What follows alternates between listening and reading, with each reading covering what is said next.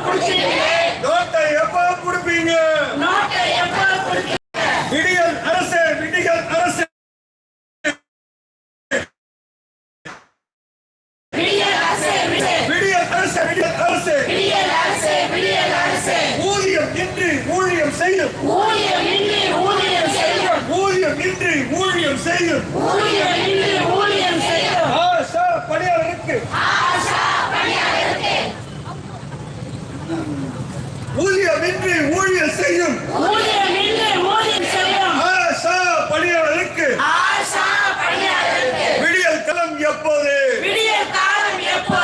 விடியல் அரசு விடியல் அரசு விடியல் அரசு விடியல் அரசு ஊதியம் இன்றி ஊழியம் செய்யும் ஆஷா பணியாளருக்கு விடியல் காலம் எப்போது தமிழக அரசே பதில் சொல்லு உடனே வழங்கு உடனே வழங்கு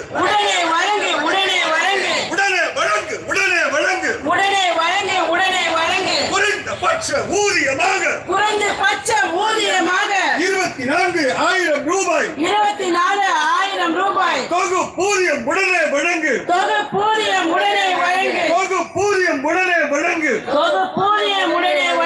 தமிழக அரசே எங்க ஓட்ட வாங்கிக்கிட்டு எங்களையா ஏற்கிற தமிழக அரசே எங்க உழைப்ப வாங்கிக்கிட்டு எங்களையா சுரண்டற எங்க உழைப்ப வாங்கிக்கிட்டு எங்களையா சுரண்டற எங்க ஓட்ட வாங்கிக்கிட்டு எங்களையா ஏற்கிற அனுமதியோ இனியும் நாங்கள் அனுமதியோம் சுரண்டலை அனுமதியோம் ஆஷா பணியாளர் நாங்கள் போராடத் தயார் ஆஷா பணியாளர் நாங்கள் சிறை செல்ல தயார் தமிழக அரசே கோரிக்கையை வைக்கவில்லை எச்சரிக்கை செய்கின்றோம் கோரிக்கைகள் நிறைவேற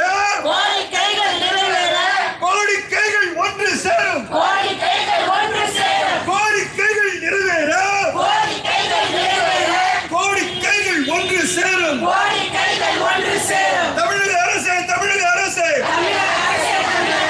போராட்டத்தின் முன்னாலே யாராட்டமும் செல்லாது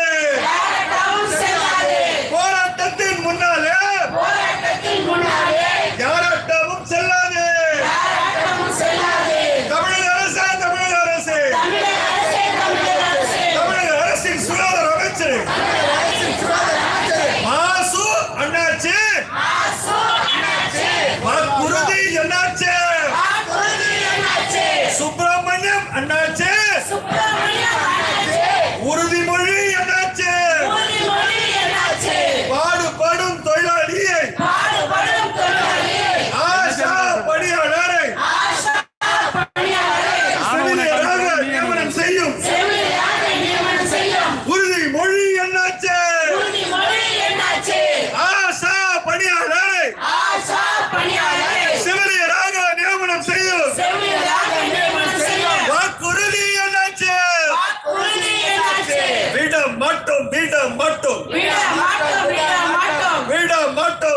மாட்டோம் உறுதிமொழியை நிறைவேற்றாமல்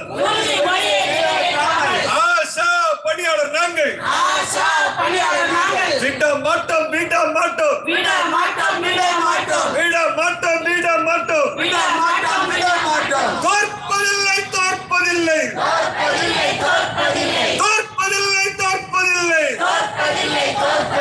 தொழிற்சங்கம் தோற்பதில்லை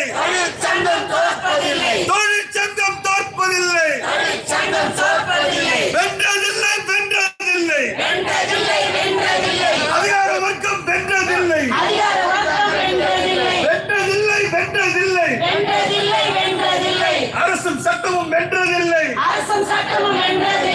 தோற்பதில்லை தோற்பதில்லை தொழிற்சங்கம் தோற்பதில்லை வரலாறில்லை வரலாறில்லை தொட்டதாக வரலாறில்லை உலக சுகாதார நிறுவனம்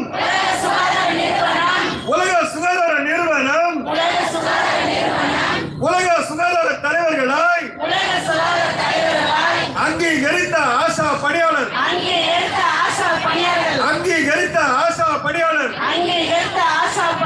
அல்லல் படுவது நியாயம்தானா?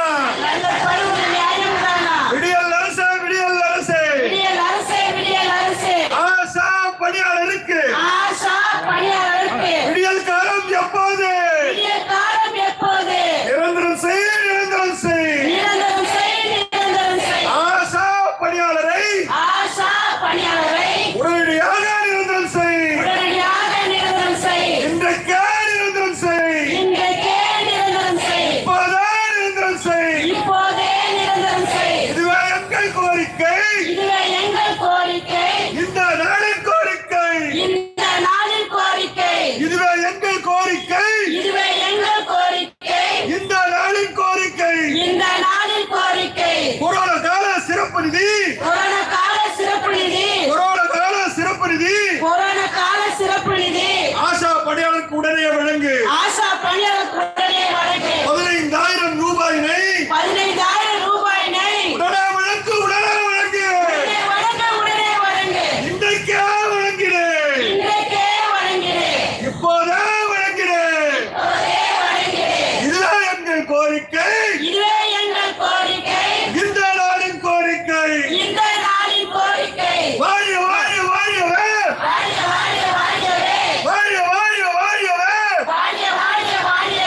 தொழிலாளர் ஒற்றுமை.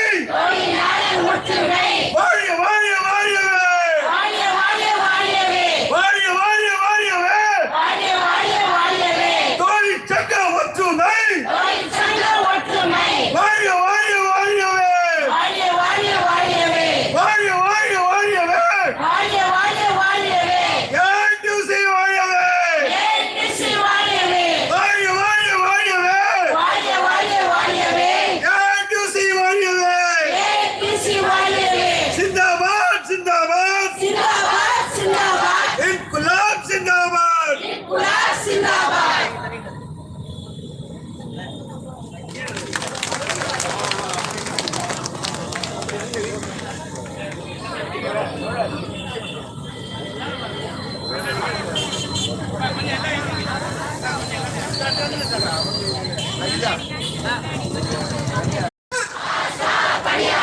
மாநில தழுவிய மாநாட்டில் தந்த வாக்குறுதி நிறைவேற்ற சுகாதார அமைச்சர் அன்புக்குரிய மாசுவே ஆஷா பணியாளருக்கு நீங்க தந்த வாக்குறுதியை நிறைவேற்றுங்க.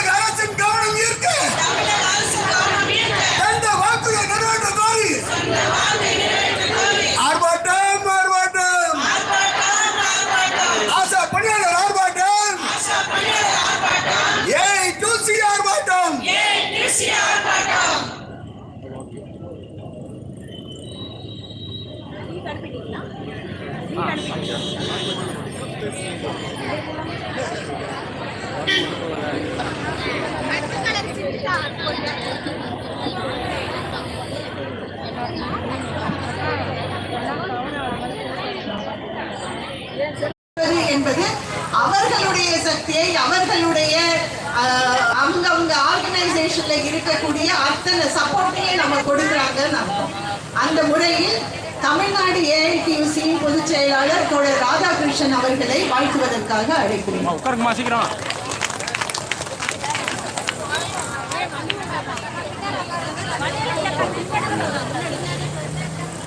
தலைவரும்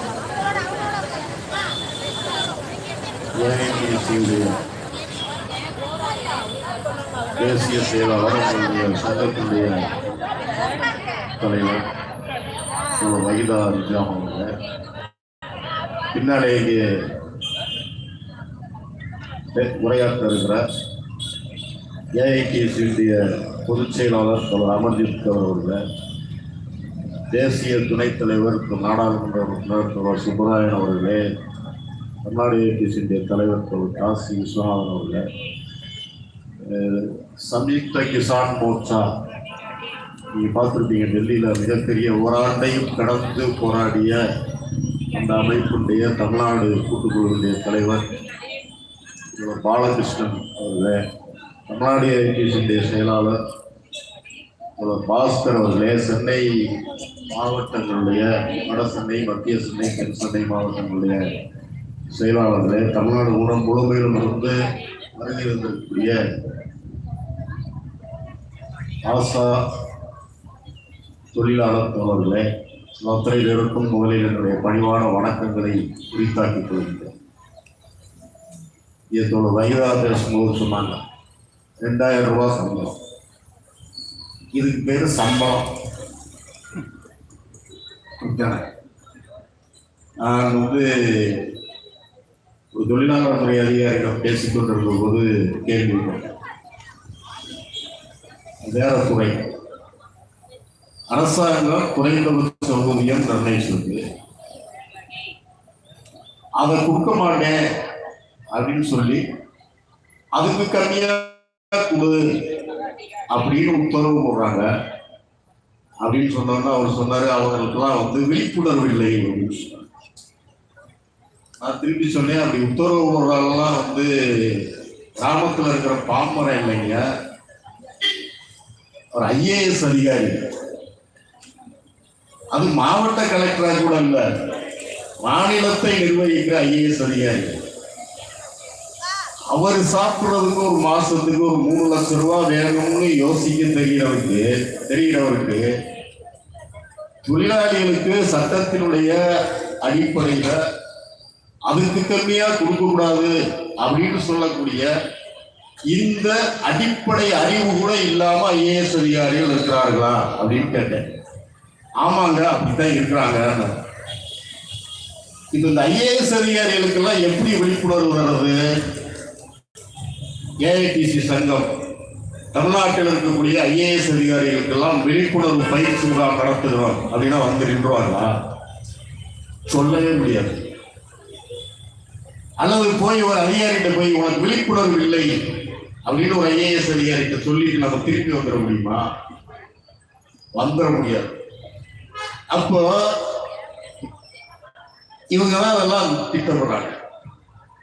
2000, 1000, 250, 300, 500 இதுக்கு உட்காந்துட்டு ஒரு ஜிஓ, ஒரு எக்ஸிக்யூட்டிவ் ஆர்டரு, சர்க்குலரு, அப்புறம் அதை கொடுக்காதேன்னு சொல்றதுக்கு ஒரு ஆர்டரு, ஒரு சர்க்குலரு, இப்படியான ஒரு நிர்வாகம் தமிழ்நாட்டில் இருக்கிறது. அடிச்சு பார்க்கணும். ஓங்கி அடிக்கிறப்ப நகருது, அப்புறம் படுத்துது. அதான் அவங்க மாசு சொன்ன வாக்குறுதி. அப்ப வாக்குறுதியை நிறைவேற்ற வைக்கணும்னா அவருக்கு தூங்குற நேரத்தில் கூட நாம சொல்லிட்டோம் அதை செய்யணும் அப்படின்றத உணர்த்துற போராட்டத்தை நாம் கட்டமைக்க வேண்டும். அது என்ன தேவை இருக்குன்னா, இவங்களுக்கு விழிப்புணர்வு ஏற்படுத்தணும்னா நமக்கு இதே வழி, களம்தான் வழி, போராட்ட களம்தான் வழி. நம்ம போய் பயிற்சி முகாம் நடத்த முடியாது, உனக்கு விழிப்புணர்வு இல்லைன்னு சொல்ல முடியாது. அப்ப போராட்ட களம் தான் நமக்கு வழியாக இருக்கும். என்ன சொல்றாங்க அப்படின்னே புரியல. தொழிலாளி அப்படின்னா என்ன நினைக்கிறாங்க அப்படின்னே புரியல. பல்வேறு துறைகள்ல இப்போ வந்திருக்கு. ஏதோ அவுட் சோர்ஸ் விடலாம். அவுட் சோர்ஸ் விடலாம்னா எப்படி விடுறது?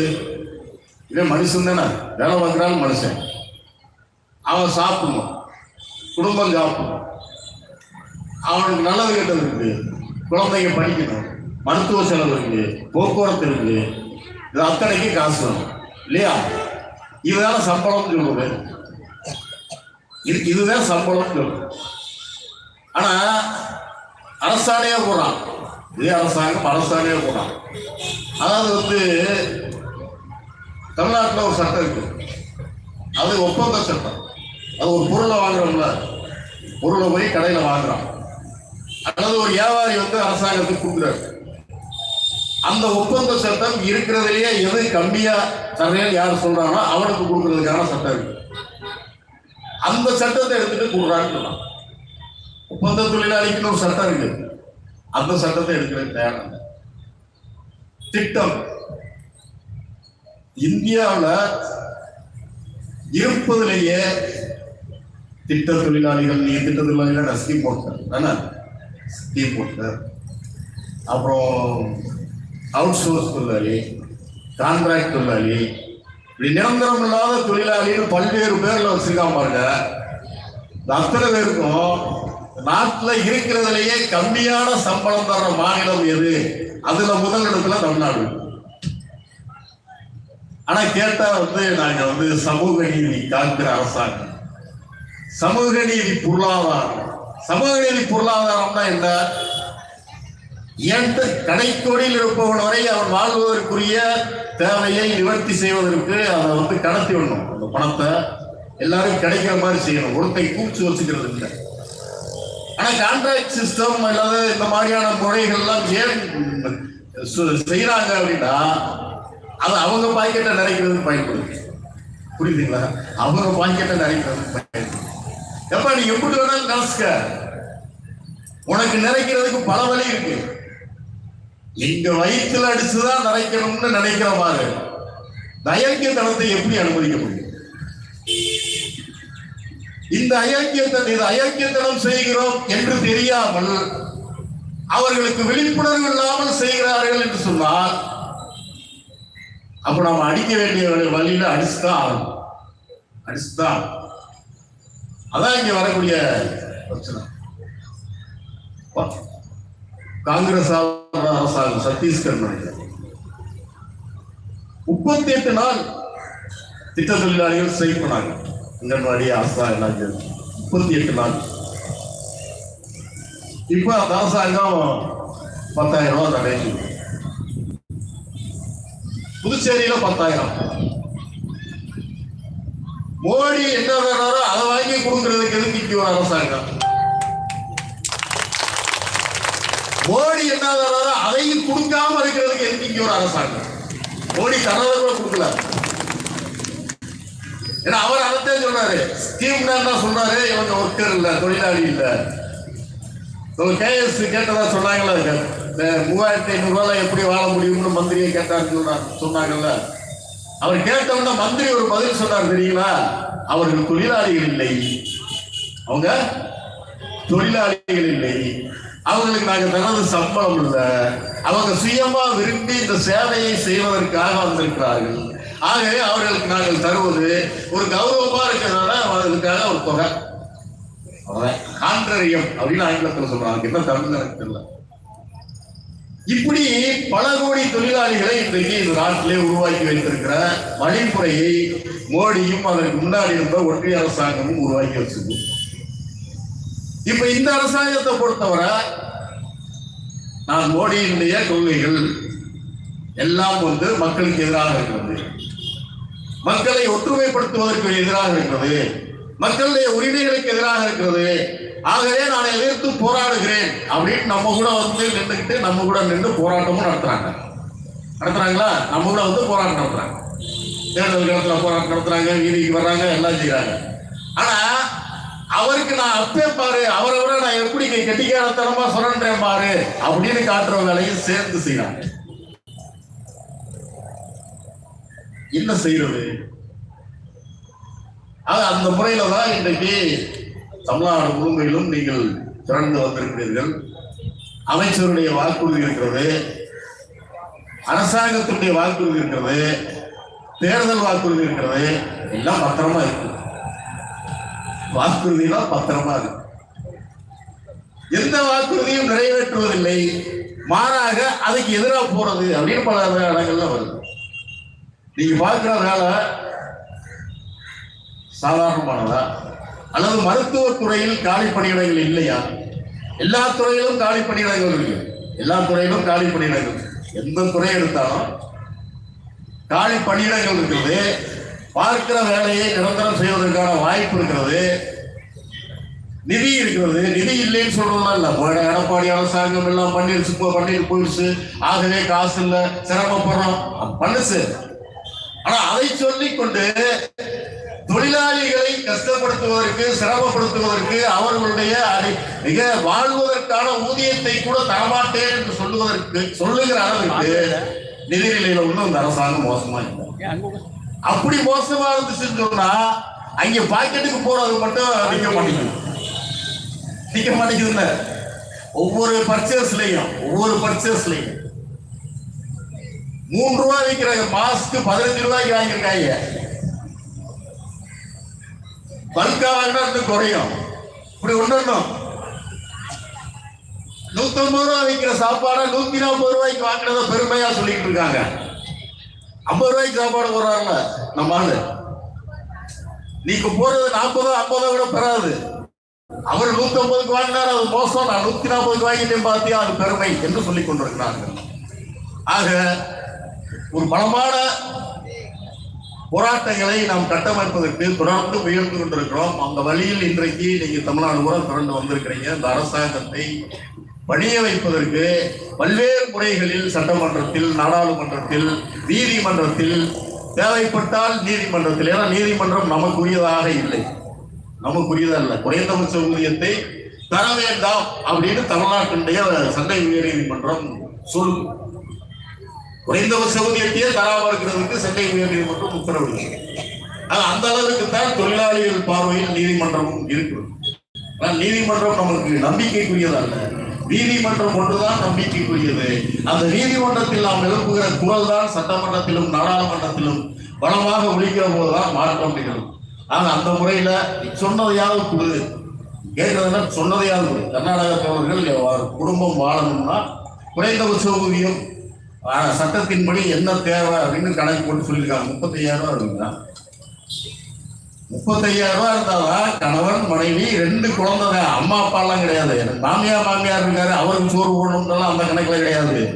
அல்லது எங்க அம்மா அப்பா இருக்காங்க, அவங்களுக்கு சோறு போடணும்னா அவங்கள பராமரிக்கணும்ன்றதெல்லாம் அந்த கணக்குல கிடையாது. அல்லது குழந்தை 18 வயசை கடந்துருச்சு, அது மேஜர் ஆயிடுச்சு அப்படின்னு அதுக்கு கணக்கு கிடையாது. கணவன் மனைவி 2 குழந்தை வாழ்வதற்கு ஒரு மாதத்திற்கு 34,000 ரூபாய் இருந்தால்தான் சாதாரணமாக நம்முடைய அன்றாட தேவைகளை நிவர்த்தி செய்து ஆடம்பரமான வாழ்க்கை வாழ முடியும் என்கிற நிலையில் அதுல 34,000 எங்க இருக்கு, 2,000 எங்க இருக்கு? அப்ப காத்த கூட குடிக்க முடியாது. உங்க காசை வச்சு ஒரு நாளைக்கு ஒரு டீ குடிச்சா குடிச்சு வச்சா 300 ரூபாய், 10 ரூபாய்க்கு கம்மியா டீ இல்லை. 300 ரூபாய் டீ குடிக்கிறதுக்கு போயிடும். அப்புறம் பஸ் ஏறி போனா அதுல ஒரு 1000 ரூபாய் ஓடிடும். அப்புறம் மிச்ச காசை வச்சுட்டு என்ன பண்றது? அப்படியே பார்த்து கோழி விளையாட்டு இருக்கிறதா? வாழணும்யா, நாங்க வாழ்றது கேட்கிறோம், சாகிறதுக்கு இல்ல. ஆகவே வாழ்வதற்கு நாங்கள் கேட்கிற அந்த ஊதியத்தை, உரிமைகளை அரசாங்கம் ஒப்புக்கொண்டவாறு தர வேண்டும். தரவில்லை என்றால் நாம் இதைவிட பலமான போராட்டங்களை கட்டமைப்போம். நிச்சயமாக நாம் வெல்லுவோம். வெல்லுகிற வரை போராடுவோம். வாய்ப்புகள் நன்றி ராதாகிருஷ்ணன். அடுத்ததாக நம்ம மத்தியில் நல்ல தொண்டைக்கிலேயே கோஷத்தை கொடுத்துட்டு கொஞ்சம் கஷ்டமா இருக்கு. நம்முடைய தோழர் பாஸ்கர் அவர்கள் தமிழ்நாடு ஏடிசியுடைய செயலாளர்களில் ஒருவர். அவரை வாழ்த்து அழைக்கிறேன். தோழர்களுக்கு ஒரு பொதுவான ஒரு வேண்டுகோள்.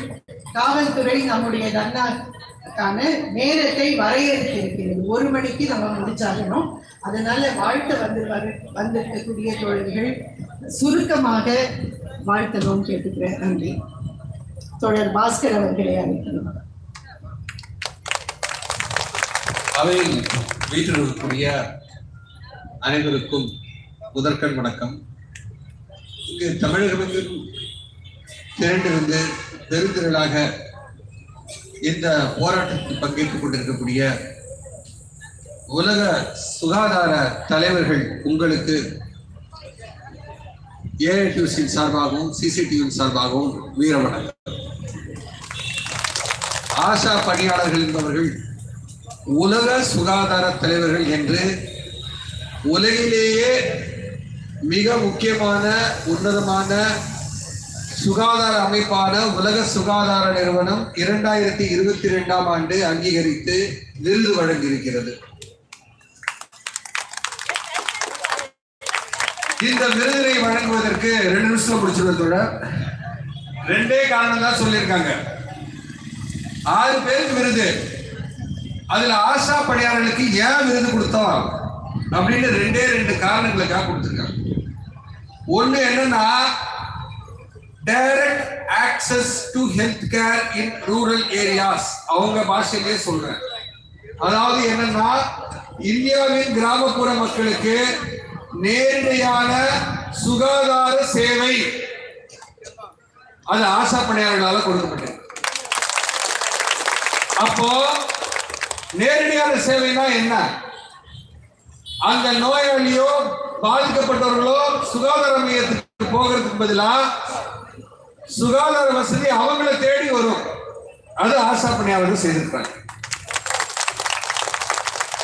உலகத்தில் வேறு எந்த நாட்டிலையும் இல்ல, இந்தியாவில் மட்டும்தான். அதுவும் ஆஷா பணியாளர்கள் மட்டும்தான் பண்ணியிருக்கிறாங்க. 2வது அவன் சொல்லியிருக்கிற காரணம், கொரோனா பெருந்தொற்று காலத்துல உலகமெங்கும் உயிரிழந்தோர் எண்ணிக்கை அதிகரித்துக் கொண்டே இருக்கிறது. அந்த காலகட்டத்தில் இன்டிஃபெக்டபிள் சர்வீஸ் அப்படின்னா குறைகள் இல்லாத சேவைன்னு நம்ம அப்படியே தமிழ் அர்த்தப்படுத்த முடியாது. தோல்வி அடையாத சேவை அப்படின்றார். உலகத்தில் வேற யாருமே எந்த மூலையிலையும் ஆஷா பணியாளர் பண்ண சேவை பண்ணவே கிடையாது. அதனாலதான் இந்தியாவில் கிராமப்புறங்கள்ல கொரோனா பெருந்தொற்று பெருமளவு கட்டுப்படுத்தப்பட்டது. இந்த 2 காரணங்களுக்காகத்தான் அவர்களுக்கு விருது கொடுக்கப்பட்டது. ஆனா இந்த விருதினால என்ன பயன்? சீனின்னு காகிதத்தில் எழுதி நக்குனா இனிக்குமா? சீனி வாயில போட்டதான் இனிக்கும். அப்ப எந்த பயனும் இல்லாமல், ஊதியமும் இல்லாமல் இத்தகைய ஊழியம் செய்கின்ற இந்த ஆஷா பணியாளருடைய கோரிக்கை நிச்சயமாக வெல்ல வேண்டும். மத்தியதர வர்க்க அமைப்புகள், வங்கி ஊழியர்கள், காப்பீட்டு ஊழியர்கள், போக்குவரத்து ஊழியர்கள், பொது பாதுகாப்புத்துறை ஊழியர்கள், அரசு ஊழியர்கள், மின்துறை ஊழியர்கள், தொலைபேசித்துறை ஊழியர்கள், இவங்கெல்லாம் சேர்த்து வச்ச அந்த சிசிடிவி என்ற கூட்டமைப்பு சார்பாக கள்ளக்குறிச்சியில ஒரு பாராட்டு விழா நடத்தணும். இந்த கூட்டத்திற்கும் சிசிடிவியின் சார்பாக அனைத்து சங்கங்களும் அவருடைய ஆதரவை தெரிவித்துக் கொள்வது என்பதை நான் இந்த கட்டத்திலே தெரிவித்துக் கொள்கின்றேன். தேவைப்பட்டால் சிசிடிவியுடைய அனைத்து அமைப்புகளும் உங்களோடு போராட்டத்தில் கைகோக்கும் என்பதையும் நான் இந்த தருணத்திலே சொல்லிக் கொள்ள விரும்புகின்றேன். இறுதியாக ஒரே ஒரு வார்த்தை மட்டும் சொல்லி முடிச்சிடலாம் நினைக்கிறேன். ஆஷான்னா அதுக்கு விரிவாக்கம் என்னவோ அக்ரெடிட்டட் சோசியல் ஹெல்த் அது விட்டுருங்க.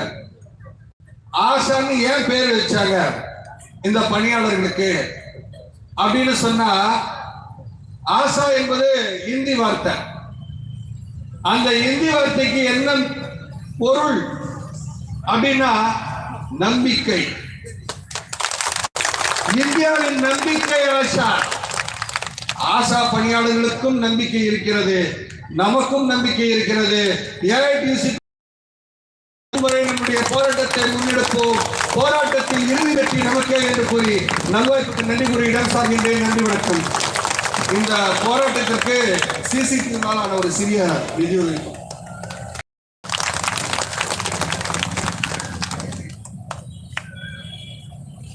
Thank you comrade Bhaskar. சிசிடிவி சார்பாக நம்முடைய போராட்டத்தில் ரூபாய் கொடுத்திருக்காங்க. இது மட்டும் இல்லை, சிசிடிவி தொடர்ந்து ஆஷா பணியாளர்களுக்கும் நம்முடைய ஆஷா பணியாளர் சங்கத்திற்கும் தொடர்ந்து ஆதரவு அளித்துக் கொண்டிருக்கிறார்கள். எல்லாருக்கும் ஒரு பரிசையும் கொடுத்தார்கள் சிசிடிவி. இப்பொழுது அவர்களுக்கு இந்த தருணத்தில் நம்முடைய நன்றியை தெரிவித்துக் கொள்கிறோம். இந்த ஆதரவு நமக்கு தொடர்ந்து இருக்க வேண்டும் என்பதையும் வேண்டி கேட்டுக் கொள்கிறோம். அடுத்ததாக நம்முடைய இந்த ஆர்ப்பாட்டத்தை வாழ்த்துவதற்காக ஏஐடியூசியின் வடசென்னை மாவட்ட செயலாளர் தோழர் சம்பத் அவர்களை அழைக்கிறேன். வடசென்னை மத்திய சென்னை மாவட்ட ஏஐடியூசி சார்பில் ஆஷா பணியாளரின் இந்த போராட்டத்திற்கு என்னுடைய முழுமையான ஆதரவை தெரிவித்துக் கொள்கிறோம். நம்முடைய திராவிட மாடல் தமிழக முதல்வர் தமிழகத்தை தொழில் வளர்ச்சி மிக்க மாநிலமாக கொண்டு வருவதற்காக ஒரு அரிய பயணத்தை தெற்காசிய நாடுகளிலே மேற்கொண்டார்கள். பல்லாயிரக்கணக்கான கோடி ரூபாய் தொழில் மூலதனத்தை தமிழகத்துக்கு கிடைக்கும் என்று அவரே சொல்லியிருக்கிறார். ஒன்று, தமிழகம் தொழில் வளர்ச்சியில் முன்னேறும். இன்னொன்று, பல்லாயிரக்கணக்கானவர்களுக்கு வேலை வாய்ப்பு கிடைக்கும். இந்த முயற்சிகள் வெற்றி பெற வாழ்த்துகிறோம். ஆனால் ஏற்கனவே அல்லும் பகலும் அயராது பாடுபடுகிற ஆஷா பணியாளர்கள் நிலை என்ன பாருங்க. உங்களுடைய அமைச்சர் மா சுப்பிரமணிய அவர்கள் ஆஷா பணியாளர் மாநாட்டில் பங்கெடுத்தார்கள். இவர்களது ஊக்கத்தொகை இந்த வார்த்தையா நம்ம கேட்டோமா? அப்ப என்ன சொன்னாங்க? 2 மணி நேரம் சொன்னாங்க. இப்ப நம்ம என்ன 2 மணி நேரம் வேலை செய்யறோம்? 24 மணி நேரமும் செய்யறோம். ஊர்ல சொல்லுவாங்க வெளி வேலையெல்லாம் ஒருத்தங்க பாக்குறாங்கன்னு. அந்த மாதிரி தமிழக சுகாதாரத்துறையில் ஆரம்ப சுகாதார நிலையங்கள்ல இருக்கிற வெளி வேலை மொத்தமா பாக்குறவங்க ஆஷா தொழிலாளர்கள் தான். அது ஸ்டேட் கவர்மெண்டோட ஸ்கீமா இருக்கட்டும், சென்ட்ரல் கவர்மெண்டோட ஸ்கீமா இருக்கட்டும், குழந்தைகளுக்கான ஸ்கீமா இருக்கட்டும், கர்ப்பிணி பெண்களுக்கான ஸ்கீமா இருக்கட்டும், திடீர்னு கொரோனா வந்து அந்த வேலையா இருக்கட்டும், அதை எதுவா இருந்தாலும் செய்யறதுக்கு ஆளினால் அழகு ராணிகளாக இருக்கின்ற ஆஷா தொழிலாளர்களை பணியாளர்களை தொழிலாளர்களாக உடனடியாக அறிவிக்க வேண்டும். அவர்களுக்கு தொகுப்பூதியம் வழங்க வேண்டும். பக்கத்து நம்ம வீட்டில் சொல்றாங்களே, பக்கத்து வீட்டிலலாம் இவ்வளோ கொடுக்குறாங்க, உங்களால கொடுக்க முடியாதா? கொடுக்குறதா கொடுங்க, நாளையிலேருந்து வேலைக்கு வரமாட்டோம் சொல்றாங்க, சொல்லலையா? ஆக பக்கத்து மாநிலமான புதுச்சேரி முதல், அது அவங்க கூட இப்பதான் கொடுத்தாங்க 10,000 ரூபாய். ஆந்திரால சில வருடங்களாக கொடுத்து கொண்டிருக்கிறார்கள். கர்நாடகா, கேரளா போன்ற பல மாநிலங்களில் தொகுப்பூதியமாக அவங்க ஊக்கத்தொகையா கொடுக்குறாங்களா? இல்ல, தொகுப்பூதியமாக மாதம் 10,000 கொடுக்குறாங்க. அதை உங்களால கொடுக்க முடியாதா? ஆக நாங்க நல்லா செய்வோம். தோழர் சொன்ன மாதிரி சீனின்னு எழுதி பேப்பர்ல இன்னும் வேலைக்கு ஆகாது. அந்த பேப்பரை நம்ம வீட்டு வாடகைக்கு இருக்கிறவங்களுக்கு ஓனர்கிட்ட கொடுத்தா ஒத்துப்பாங்களா? கொடுக்க மாட்டார்கள். உடனடியாக கொடுக்க வேண்டும். அடுத்தபடியாக ஒரே ஒரு தகவல் மட்டும் கூடி முடிச்சுக்கிறேன். நம்ம மொபைல் யூனிட்ல இருக்கிற டிரைவர்களுக்காக போராட்டம் நடத்தும் போது ஒரு ஆர்டிஐ போட்டோம். அந்த ஆர்டிஐல அவங்களும் உங்களை மாதிரி ராதாகிருஷ்ணன் அவர்கள் கூறியது போல ஸ்கீம் எம்ப்ளாயிஸ். இந்த ஸ்கீம் எம்ப்ளாயிஸ்ன்ற வார்த்தை கேட்டாலே ரொம்ப அலர்ஜி ஆயிடுச்சு. ஏன்னா அவங்களாம் மனுஷங்களே இல்லாத மாதிரியும், அவங்களாம் தொழிலாளர்களே இல்லாத மாதிரியும், அவங்க செய்யறது வேலையே இல்லாத மாதிரியான நடைமுறை இருக்கின்றது. இது மிகவும் தவறான போக்கு. ஆக ஒரு ஆர்டிஐ போட்டு வாங்கும் பொழுது தகவல் அறிவு உரிமை சட்டத்துல மிக தெளிவாக போட்டுட்டாங்க. State subject. ஆகவே திட்ட தொழிலாளர்களுக்கு ஊதியம் வழங்குவது உட்பட அவங்களை எல்லாத்தையும் பார்த்துக்கிறதுக்கான பொறுப்பு மாநில அரசுக்கு தான் இருக்கிறது என்று மிக தெளிவாக கொடுத்துட்டாங்க. யார் கொடுத்தாங்க? Central government. ஸ்கீம் வச்சிருக்காங்களா, ஸ்கீம் வச்சு நடத்துறாங்களா, அந்த மத்திய அரசாங்கமே கொடுத்து விட்டார்கள். ஆகவே அதுதான் நடக்குது. இது ஒன்றும் புதுசா இல்லாதது ஒன்று கேட்கல. ஆந்திராவில் எப்படி கொடுக்குறாங்க? சென்ட்ரல் கவர்மெண்ட் கொடுக்குற பணத்தை வாங்கிட்டு மாநில அரசு எக்ஸ்ட்ரா பணம் போட்டு தான் 10,000 கொடுக்குறாங்க. அப்படித்தானே கொடுக்குறாங்க. ஆக அதையே தான் நீங்க செய்ய வேண்டும். முதல்கண் அவர்களை தொழிலாளர்களாக இது பண்ண. இந்த ஊக்கத்தொகையெல்லாம் வேணாம், இந்த தன்னார்வலர்கள் இந்த வார்த்தையெல்லாம் வேணாம். நான் வந்து அப்படிலாம் நம்ம வந்து வீட்டில் ஒரு வேலை இல்லாமல் வேஸ்டாலாம் இல்லை. வந்து செய்யறது 2 மணி நேரம் வேலையும் கிடையாது. ஆகவே தொழிலாளர்களாக அங்கீகரிக்க வேண்டும், ஊதியம் வழங்க வேண்டும், தொகுப்பூதியம் வழங்க வேண்டும். 10,000 மற்றவங்க கொடுப்பது வந்து உடனடியாக வழங்க வேண்டும். நமது கோரிக்கையாக மாதம் 24,000 வழங்குவதற்கான நடவடிக்கைகளை செய்ய வேண்டும். இந்த அடிப்படையில் முதல் மாண்புமிகு சுகாதாரத்துறை அமைச்சர் வந்து நம்மளுடைய மாநாட்டில் கொடுத்த அனைத்து வாக்குறுதியை செவ்வியேற பண்ண சொன்னாங்க இல்லையா? பல வாக்குறுதிகள் நிறைவேற்றப்படாமலே இருக்கின்றன.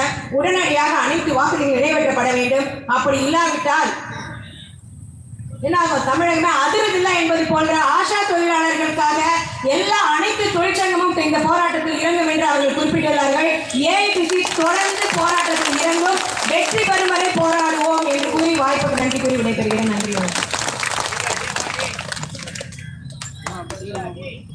நன்றி டாக்டர் சாந்தி. டாக்டர் சாந்தி சொன்ன மாதிரியாக ரைட் டு இன்ஃபர்மேஷன்ல அவங்க வாங்கினாங்கன்னு சொன்னாங்க. ஒரு விவரத்தை உங்க மத்தியில சொல்லிக்கணும். டெல்லியில நம்ம திட்ட பணியாளர்கள் எல்லாம் அவங்க சொன்ன மாதிரி திட்ட பணியாளர்கள் ICDS இன்டிகிரேட்டட் சைல்டு டெவலப்மெண்ட் ஸ்கீம்ல இருக்கிறவங்க, அங்கன்வாடி பணியாளர்கள், NRHMல இருக்கிற நம்ம ஆஷா பணியாளர்கள், இதுதான் திட்ட பணியாளர்கள்னு சொல்றாங்க. திட்ட பணியாளர்களுடைய ஒரு ஆர்ப்பாட்டம் நடந்தது. நம்ம ஆஷா தோழர்களும் அங்க வந்திருந்தாங்க.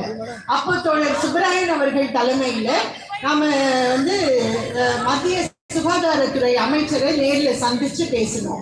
அப்போ அவர் என்ன சொன்னாரு? மன்சுக் மாண்டவியா அவர்கள் அவரு MP நாடாளுமன்ற உறுப்பினர் என்ற காரணத்தால மரியாதையோட உட்கார வச்சு நிறைய பேசும்பொழுது அவர் என்ன சொன்னாருன்னா, மத்திய அரசும் மாநில அரசும் இரண்டுமாக இணைந்துதான் அவங்களுக்கு சம்பளம் தரணும். அந்த விதத்துல மத்திய அரசு மாநில அரசுகளை அழைத்து பேசி அவர்களுக்கான தொகையை இருவருமாக இணைந்து கொடுக்க வேண்டும் அப்படின்ற ஒரு உத்தரவாதத்தை அவர் கொடுத்திருக்காரு. அந்த முறையில தான் நேற்று தோழர் சுப்பராயன் அவர்கள் நம்முடைய சுகாதாரத்துறை அமைச்சர், தமிழ்நாடு சுகாதாரத்துறை அமைச்சர் மாண்புமிகு திரு மா சுப்பிரமணியம் அவர்களுக்கு எழுதிய கடிதத்தில் தமிழ்நாடு அரசு தொகுப்பூதியமாக உடனடியாக ரூபாய் 15,000 அவர்களுக்கு கொடுத்து அறிவிப்பு கொடுக்க வேண்டும் அப்படின்னு எழுதியிருக்காரு. நாம ஒரு இடத்துல 24, ஒரு இடத்துல 15 குழப்பம் இல்லை. மத்திய அரசும், ஏன்னா மத்திய அரசுடைய NRHM தான் நம்ம பண்ணிட்டு இருக்கோம், நேஷனல் ரூரல் ஹெல்த் மிஷன் அப்படின்ற அந்த திட்டத்தில் நாம் செய்வதால அவர்களுடைய பங்கு மாநில அரசின் பங்காக முதலில் 15,000 முதலில் நீங்கள் அறிவித்து ஆணை பிறப்பிக்க வேண்டும் அப்படின்னு எழுதியிருக்கோம். நன்றி. அடுத்ததாக நம்மை வாழ்த்துவதற்காக சமூக சமத்துவத்திற்கான டாக்டர்கள் அமைப்பின் பொதுச் செயலாளர் தோழர் ரவீந்திரநாத் அவர்களை ஒரு 5 நிமிடம் வாழ்த்துமாறு கேட்டுக்கொள்கிறேன். அடுத்து பேச இருக்கும் டாக்டர் ரவீந்திரநாத் சார்பாக சமூக சமத்துவத்திற்கான டாக்டர்கள் சங்கம் சார்பாக ஒரு டொனேட்டர் இந்த ப்ரோக்ராமை லைவ் டெலிகாஸ்ட் பண்ணிப்பதற்கான செலவை சமூக சமத்துவத்திற்கான டாக்டர் சங்கம் ஏற்றுக்கொள்ளும் என்று தெரிவித்துக் கொள்கிறேன்.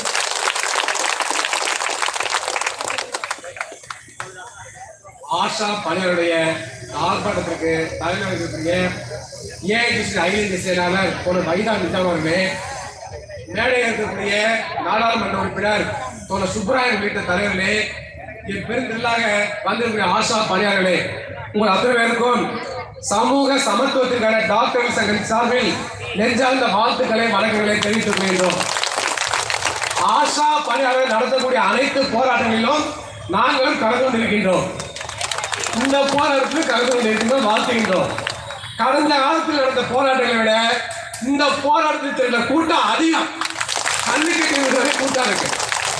கோரிக்கைகள் நிறைவேற்றப்படாவிட்டால் அடுத்தடுத்து இந்த கூட்டம் அதிகரிக்கும் என்பதை தமிழ்நாடு அரசுக்கு எச்சரிக்கையாக தெரிவித்துக் கொள்ள விரும்புகின்றோம். நம்பிக்கையோடு போராடுங்கள், நிச்சயமாக வெற்றி கிடைக்கும். வெற்றி தேவை எதுவும் கிடையாது. இதே இடத்துல ஒரு மாதத்துக்கு முன்பாக பெய்கிற மழையில நனைஞ்சுக்கிட்டு தமிழ்நாட்டில் உள்ள ஆர்சிஎஸ் துணை பணியாளருடைய உண்ணாநிலை அறப்போராட்டம் நடைபெற்றது. அந்த உண்ணாநிலை அறப்போராட்டம் என்ன கோரிக்கைனாக்க, 15 ஆண்டுகளாக தூய்மை பணியாளர் வேலை செய்யலாம், எங்களுக்கு மாத தொகுப்பூதியா வெறும் 1,500 ரூபாய் தான் வழங்கப்படுகிறது. அந்த தொகுப்பூதியத்தை அதிகப்படுத்த வேண்டும், ஆர்சிஎஸ் தூய்மை பணியாளர்களை நிரந்தரப்படுத்த வேண்டும் கோரிக்கையை வைத்து இங்கே போராட்டம் நடத்தப்பட்டது. தொடர்ந்து அந்த ஊழியர்கள் தூய்மை பணியாளர்கள் ஆரம்ப சுகாதாரத்துக்கு ஆர்சிஎஸ் தூய்மை பணியாளர்கள் மாதந்தோறும் 1,500 ரூபாய் தொகுப்பூதியம் 15 வருஷம் வேலை செய்யறாங்க, நிரந்தரப்படுத்தவில்லை. எனவே அந்த கோரிக்கை வைத்து போராடுகிற பொழுது தமிழ்நாடு அரசு அறிவித்து அந்த தூய்மை பணியாளர்களுக்கு மாதந்தோறும் 15,000 ரூபாய் தொகுப்பூதியம் வழங்கப்படும். 1,500 அதனை அறமாக தூய்மை பணியாளர்களுக்கு தமிழ்நாடு அரசு உயர்த்திருக்கின்றது. அதை வரவேற்கிறோம், பாராட்டுகிறோம். அதை போலவே ஆஷா பணியாளர்களுக்கும் மாதம் தோறும் 24,000 ரூபாய் தொகுப்பு வழங்கப்படும் என்பதை தமிழ்நாடு அரசு உடனடியாக அறிவிக்க வேண்டும் என நாங்கள் வேண்டிய கேட்டுக்கொள்கின்றோம். தமிழ்நாடு அரசு செய்ய வேண்டிய நம்பிக்கை இருக்கிறது என்று சொன்னால் சமூக நீதி காக்கின்ற அரசு. அதே போல டாக்டர் கலைஞருடைய 100 ஆண்டு கொண்டாடப்படுகிறது. அண்மையில் கலைஞரும் சமூக நீதி என்ற தலைப்புல தமிழ்நாடு முழுவதும் விழா நடத்துவதற்காக அந்த குழுவை என்னையே சேர்த்திருக்கிறார்கள். எனவே அந்த அடிப்படையில் தமிழ்நாடு அரசு சமூக நீதியில் அக்கறை உள்ள அரசா இருக்கிறது. கலைஞரும் சமூக நீதி தலைப்புல நாடு முழுவதும் அவர்கள் பல்வேறு கருத்தரங்களை நடத்திருக்கிறார்கள். அப்படிப்பட்ட ஒரு அரசாங்கம் ஆஷா பணியாளருடைய சமூக நீதியை காக்க வேண்டும். அவர்களை பணியாளர்களாக தொழிலாளர்கள் அங்கீகரிக்க வேண்டும். அவர்கள் பணியாளர்கள் வழங்க வேண்டும். அதே போல தொகுப்பூதியத்தை 24,000 ரூபாயாக உயர்த்த வேண்டும். எனக்கு முன்பு பேசிய தோழர்கள் குறிப்பிட்டார்கள், ஆஷா பணியாளர்கள் செவிலா மாற்ற வேண்டும் சொல்லி 2017ஆம் ஆண்டு தேசிய அரசாங்கம், ஒன்றிய அரசாங்கம் தேசிய நலக்கொள்கை 2017 என்பதை அறிவித்து நடைமுறைப்படுத்துகிறது. National health policy 2017.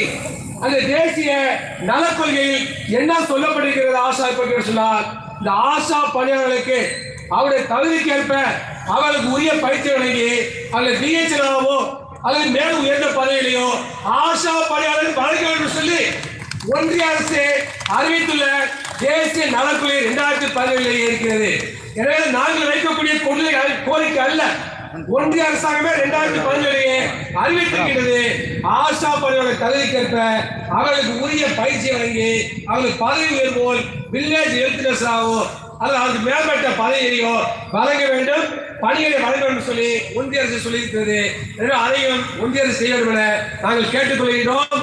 எனவே உங்களுடைய கோரிக்கைகளுக்காக நீங்கள் நடத்தக்கூடிய அனைத்து போராட்டங்களுக்கும் சமூக சமத்துவ டாக்டர் சங்கம் துணை நிற்கும்.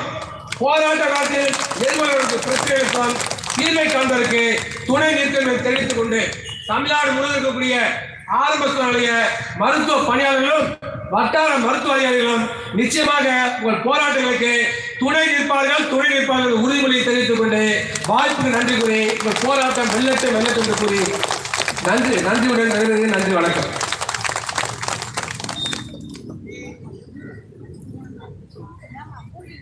நன்றி டாக்டர் ராமலிங்கம். அடுத்தபடியாக மாநில அனைத்து விவசாயிகள் சங்கங்களின் ஒருங்கிணைப்பாளர் தோழர் பாலகிருஷ்ணன் அவர்களை நம்முடைய ஆர்ப்பாட்டத்தை வாழ்த்துவதற்காக அழைக்கிறேன்.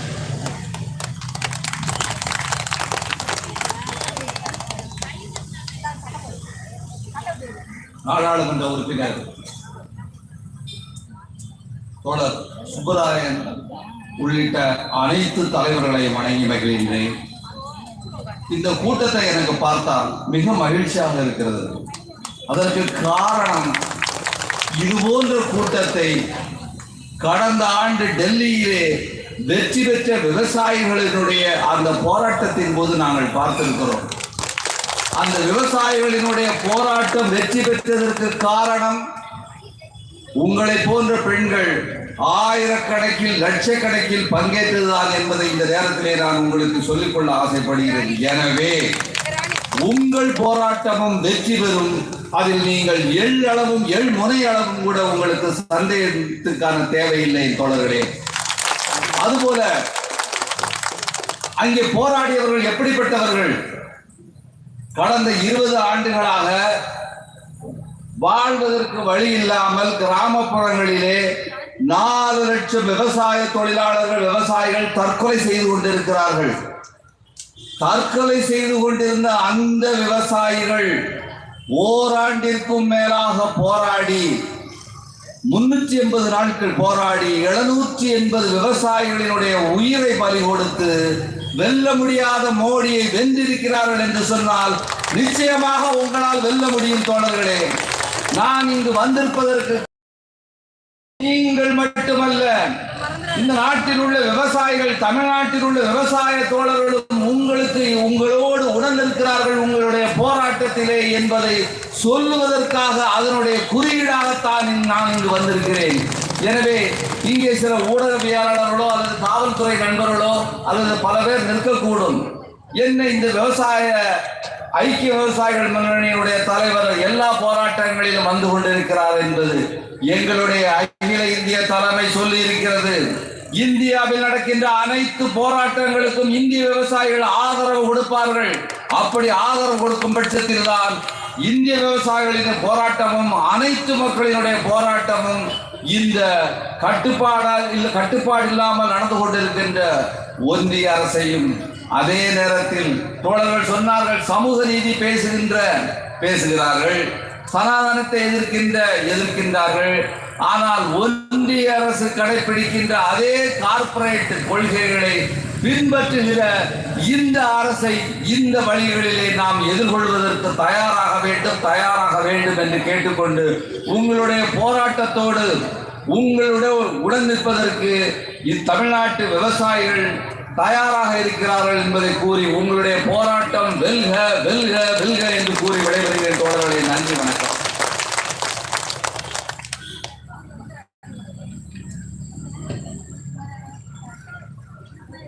நன்றி தொடர் பாலகிருஷ்ணன் அவர்களே.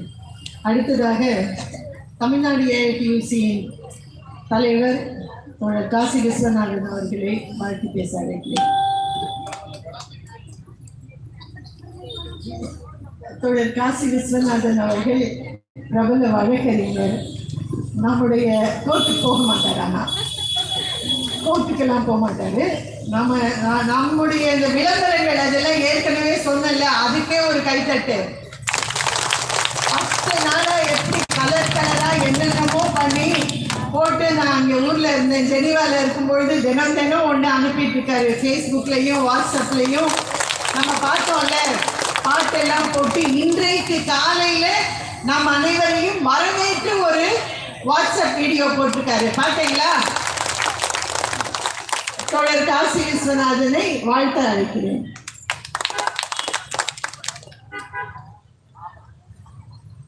உண்மையிலேயே ரொம்ப மகிழ்ச்சியா இருக்கு. தமிழ்நாடு முழுவதும் இருந்து பல முனைகளில் இருந்து இந்த தர்ணா போராட்டத்துக்கு நீங்க எல்லாம் வந்திருக்கீங்க. உங்களை பார்க்கும் பொழுது நம்முடைய ஒற்றுமை என்பது நிச்சயமாக வெற்றி பெறும், நாம் பணி நிரந்தரம் என்பதை நிச்சயமாக அடைவோம் என்ற உறுதி நமக்குள் ஏற்படுகின்றது. தோழர்களே, நான் நீண்ட நேரம் பேச விரும்பவில்லை. எனக்கு பின்னால் நம்முடைய மரியாதைக்குரிய தலைவர்கள், நம்முடைய பாராளுமன்ற உறுப்பினர், தேசிய உதவி தலைவர், மரியாதைக்குரிய அண்ணன் சுப்பராயன் அவர்கள் உரையாற்ற இருக்கின்றார்கள். அதே போன்று நமக்காக இப்பொழுது டெல்லியிலிருந்து நேரடியாக ஏரோட்ரம்ல இறங்கின உடனே நேர இங்க வந்துட்டு இருக்கக்கூடிய தோழர் அமர்ஜித் கவுர் நம்முடைய பொதுச் செயலாளர் உரையாற்ற இருக்கின்றார். ஒரே ஒரு விஷயம்தான், ஒன்றுபட்டால் வென்று காட்டுவோம், வென்று காட்டும் சக்தி தான் ஆஷா தொழிலாளர்கள் என்பதை நாம் இன்றைக்கு உறுதிப்படுத்தி இருக்கின்றோம். தோழர்களே, உங்கள் கைகளிலே பிடித்திருக்கின்ற இந்த ஏஐடிசி கொடி, இந்த செங்கொடி பல தியாகிகளுடைய ரத்தத்தால் உருவான செங்கொடி. இந்த தியாகிகளால் உருவான இந்த ரத்தத்தால் பிடித்த இந்த 5 எழுத்து செங்கொடி நம்முடைய உரிமைகளை பெறாமல் ஓயாது. நிச்சயமாக நம்முடைய உரிமைகளை நாம் பெற்றேதான் தீருவோம். இந்த அரசாங்கத்துக்கிட்ட நம்ம புதுசா கேட்கல. ஏற்கனவே நம்முடைய சுகாதாரத்துறையுடைய அமைச்சர் நம்மை எல்லாம் அங்கீகரிக்கின்றோம் என்று சொன்னதோடு மட்டுமல்ல, நாங்கள் உங்களை செவிலியர்களாக அங்கீகரிக்கின்றோம் என்று சொன்னதை அவர் சொன்னதை நிறைவேற்றுங்கிறார். நிறைவேற்ற வைப்பதற்கான ஒரு முதல் குரல். கடல்ல எப்படி அலை ஓயாதோ, நம்முடைய போராட்டங்கள் என்ற அலை ஓயவே ஓயாது. தொடர்ந்து போராடி கொண்டேதான் இருப்போம். எத்தனை விதமான தாக்குதல்களை நம்முடைய சகோதரிகள் சந்திக்கின்றீர்கள் என்பதை நாங்கள் அறிவோம். அங்கங்கே இருக்கிற அதிகாரிகள் அவன் வச்சது சட்டம் நினைக்கிறான். இல்ல, நம்முடைய ஒற்றுமைதான் அந்த சட்டத்தை, அதிகாரிகளுடைய ஆணவத்தை நிச்சயமாக முறியடிக்கக்கூடிய வல்லமை நமக்கு உண்டு. எனவே தோழர்களை முழங்குங்கள். ஆஷா பணியாளர் சங்கம் வாழ்க.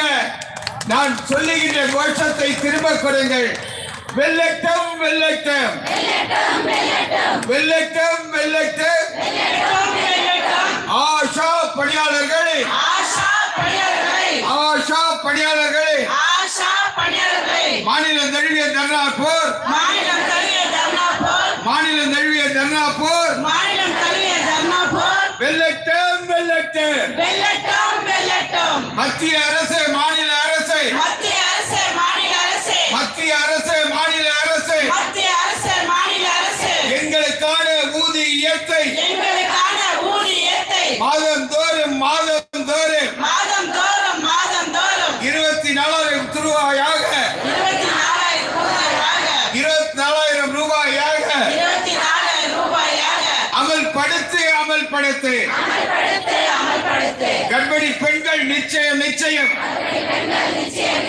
ஆண்டுதோறும் மாதந்தோறும் கர்ப்பிணி பெண்கள் உருவாவார்கள். எங்களது வேலையோ அவர்களுக்கு சேவை செய்ய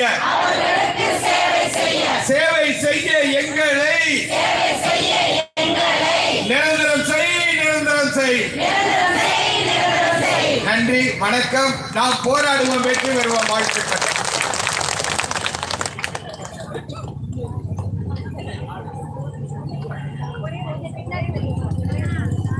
தோழர் காசிக்கு நன்றி. அடுத்ததாக நம்ம காம்ரேட் அமர்ஜித் அவர் வழியில வந்துட்டு இருக்காங்க. அவர்களுக்கு முன்னதாக நம்முடைய ஏஐடியூசியின் துணைத் தலைவரும் திருப்பூர் நாடாளுமன்ற உறுப்பினருமான தோழர் கே சுப்பராயன் அவர்கள் நம்ம மத்தியில் பேசுவார். அதுக்கு முன்னால ஒரு போட்டோக்காக கீழே இறங்குறோம். நம்ம எல்லாரும் கோஷம் கொடுத்து போட்டோ ஒன்று அவங்க மறுபடியும் முக்கியமான மறுபடியும் உட்காந்துருவாங்க.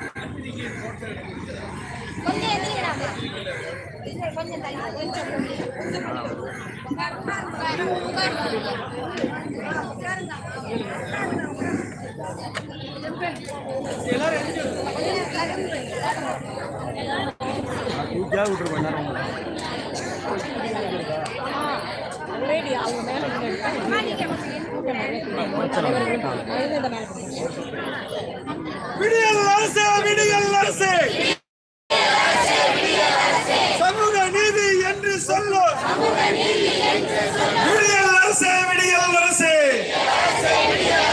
திராவிட மாடல் என்று சொல்லு. விடியல் அரசே ஊதியமின்றி ஊழியம் செய்யும் ஆஷா பணியாளருக்கு விடிய காலம் எப்போது? ஆஷா பணியாளருக்கு விடிய காலம் எப்போது? பதில் சொல்லு. தமிழக அரசு பதில் சொல்லு. மாசு காட்டும் அண்ணாச்சி, மாசு அண்ணாச்சி, வாக்குறுதி என்னாச்சு?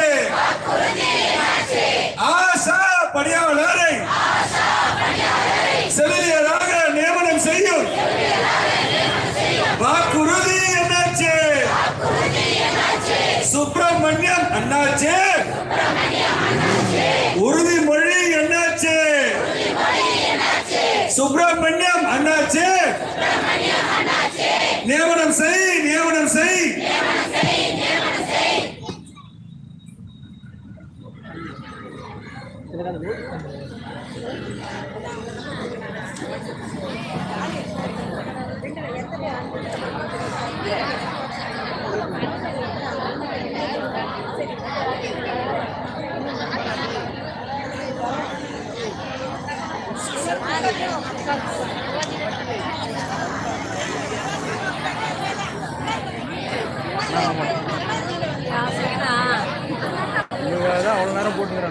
சகோதர சகோதரிகளை அமைதியா உட்காரணும். நம்முடைய அகில இந்திய பொதுச் செயலாளர் உங்களை சந்திப்பதற்காகவே டெல்லியிலிருந்து வந்திருக்கிறார். அவர் வழியிலே இருக்கிறார்கள், விமான நிலையத்திலிருந்து வந்து கொண்டிருக்கிறார்கள்.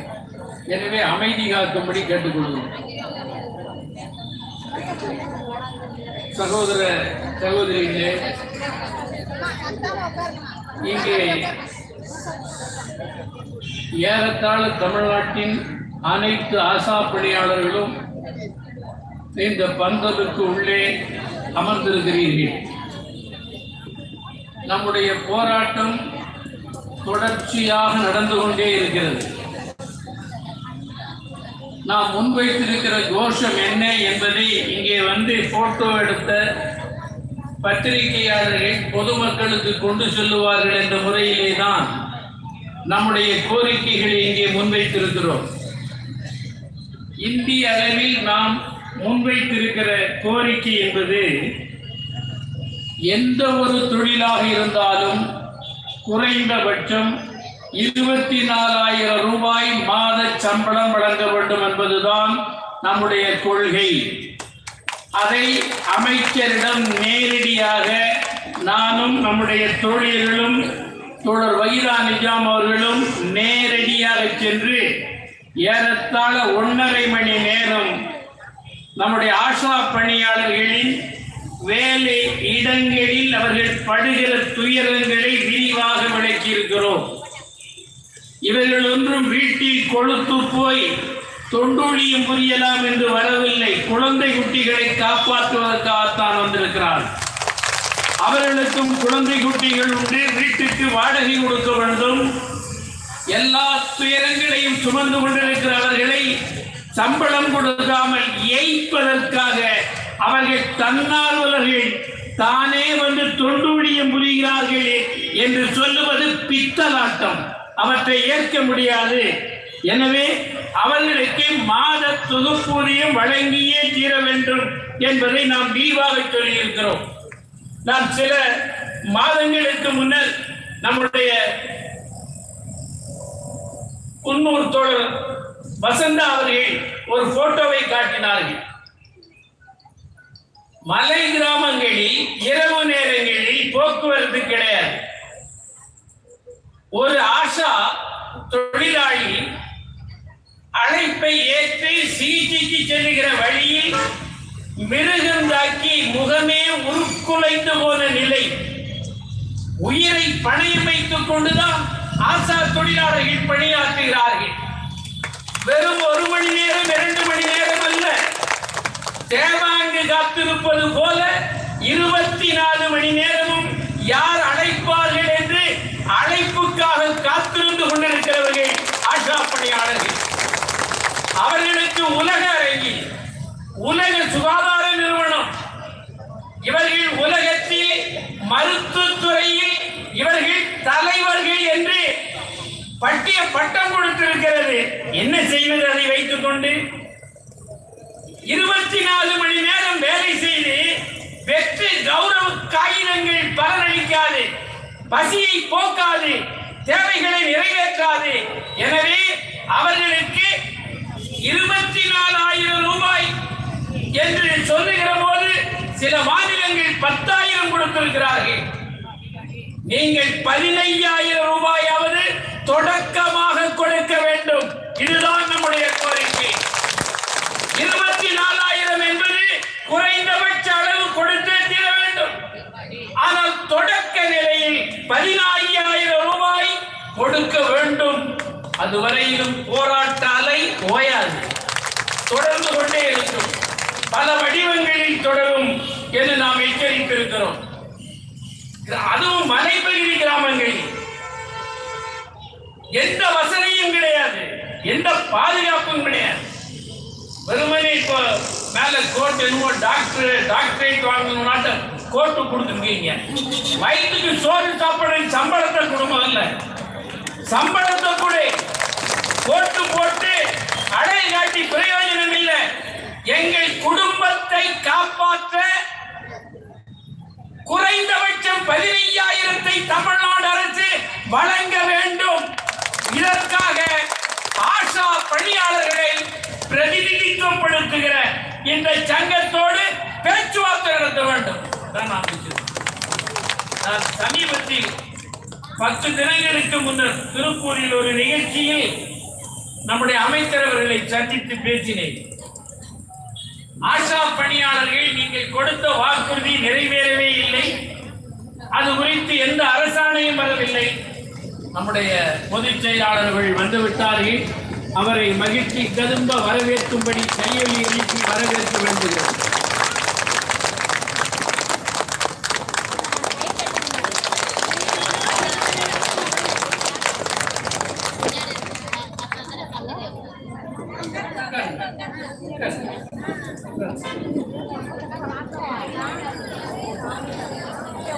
நம்முடைய தோழியர் அமர்ஜித் கவுர் அவர்கள் பஞ்சாப் மண்ணிலிருந்து வருகிறார்.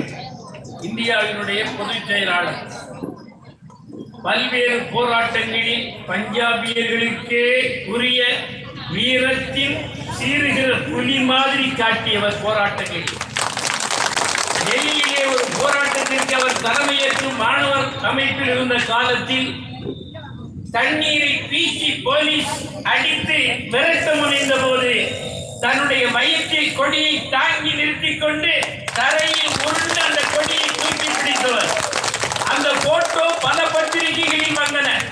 அத்தகைய பாரம்பரியமும் பெருமையும் கொண்ட மதிப்பிற்குரிய தோழர் அமர்ஜித் கவுர் அவர்கள் பேச வந்துவிட்டதாலும் காலம் வரையறுக்கப்பட்டிருக்கிறது காவல்துறையால். குறிப்பிட்ட நேரத்திற்குள் நாம் முடிக்க வேண்டியிருக்கிறது. எனவே விரித்து பேச வேண்டிய அவசியம் இல்லை. எல்லா தோழர்களும் விளக்கி இருக்கிறார்கள்.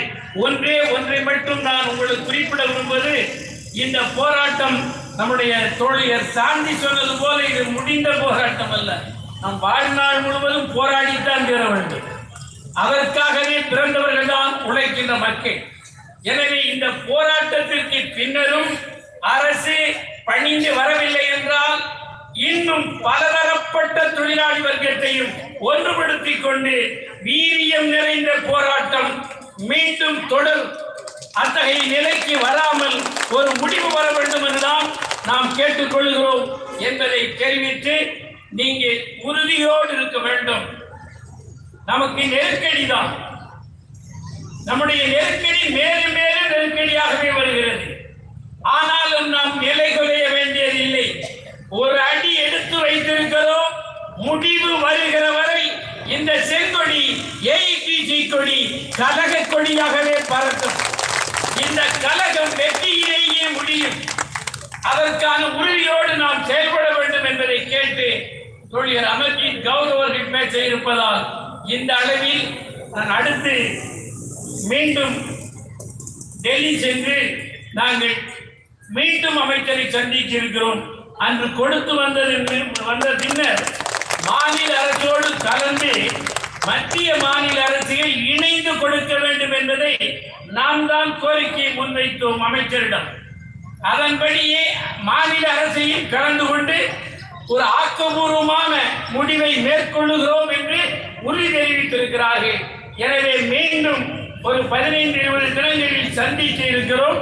அந்த சந்திப்புக்கு பின்னர் நம்முடைய முன்னணி ஏரியா தலைவர்கள் கொண்ட கூட்டத்தை நடத்தி அடுத்த கட்ட நடவடிக்கைகளை பேசலாம் என்பதை தெரிவித்து உங்கள் அனைவருக்கும் சங்கத்தின் அழைப்பை ஏற்று கட்டிச்சோறு கூட கொண்டு வந்திருக்காங்க.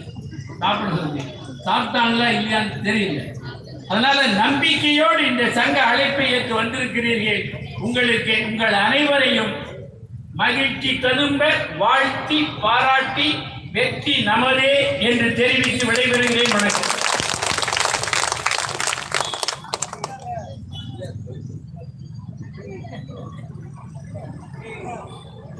நன்றி சுப்பராயன் அவர்களே.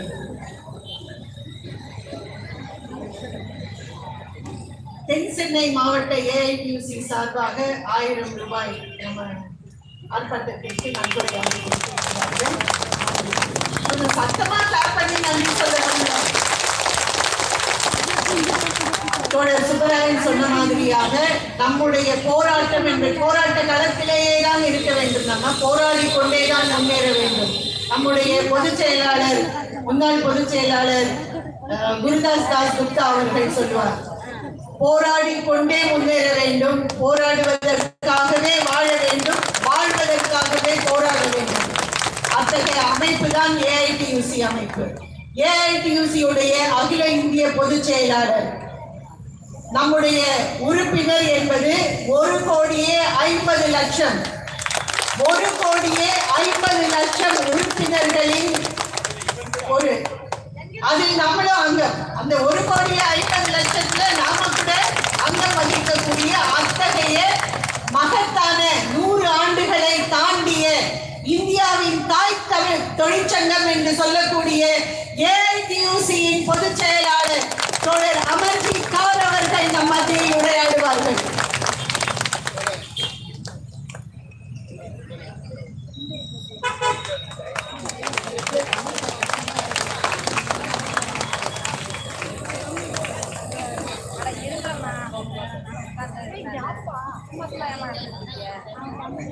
All dear comrades on the dais and all my sisters. First of all, I must greet you, appreciate you and congratulate you because Asha workers of India got WHO prize. You had worked very hard during COVID period. You were actually a lifeline between the people and the health system.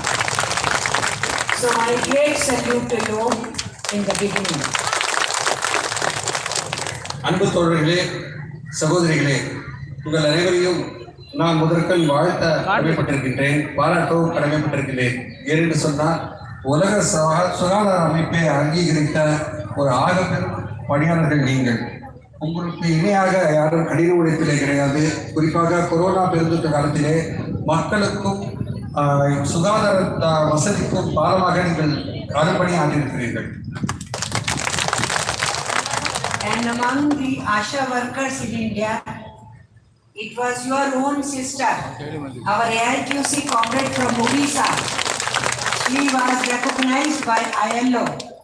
And a story about her was ready and it was telecasted all over the world. So it is a really, one has to understand that in all difficult times, man-made disasters or natural disasters, who are the people who come in the forefront? It is our workers, it is our employees who are always in the field, not only for national growth, for services, for manufacturing, for production, for everything, as well as serving our own people. So that is the greatness, and with that feeling, you the Asha workers who are now organized in AITUC in such big large number, you have come over here for your demands. From AITUC headquarters, we extend all the support to you.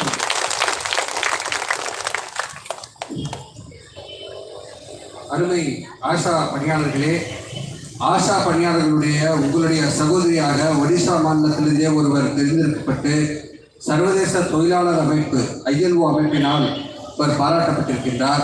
அங்கே நீங்கள் படும் அல்லல்களை எல்லாம் அவர் மிகச்சிறப்பாக பதிவு செய்திருக்கின்றார். Man-made disaster என்று சொல்லுவார்கள். மனிதனால் உருவாக்கப்பட்ட பேரிடராக இருந்தாலும் சரி, அல்லது இயற்கையிலே ஏற்படுகின்ற அந்த பேரிடரானாலும் சரி, அந்த பேரிடர் காலத்திலே முன்னணி படைவீரர்களாக நீங்கள் இருந்திருக்கிறீர்கள். நம்மை போல தொழிலாளர்கள் தான் முன்னணி படைவீரர்களாக இருந்து சேவை செய்கிறார்கள். இந்த தேசத்திற்கு உற்பத்தி செய்து சேவை செய்வது என்பது வேறு, அதே போல மக்களுக்கு சமூக சேவை செய்வது, சுகாதார செய்வது என்பது வேறு. அந்த இரண்டிற்கும் வித்தியாசம் இருக்கிறது. மக்களுக்கு சேவை செய்வது உண்மையிலேயே பாராட்டக்கூடியது. அத்தகைய ஆஷா பணியாளர்கள் நீங்கள். உங்களை AITUC அமைப்பு சார்ந்த அணிதிரட்டி போராடுவதிலே நாங்கள் பெருமகிழ்ச்சி அடைகின்றோம்.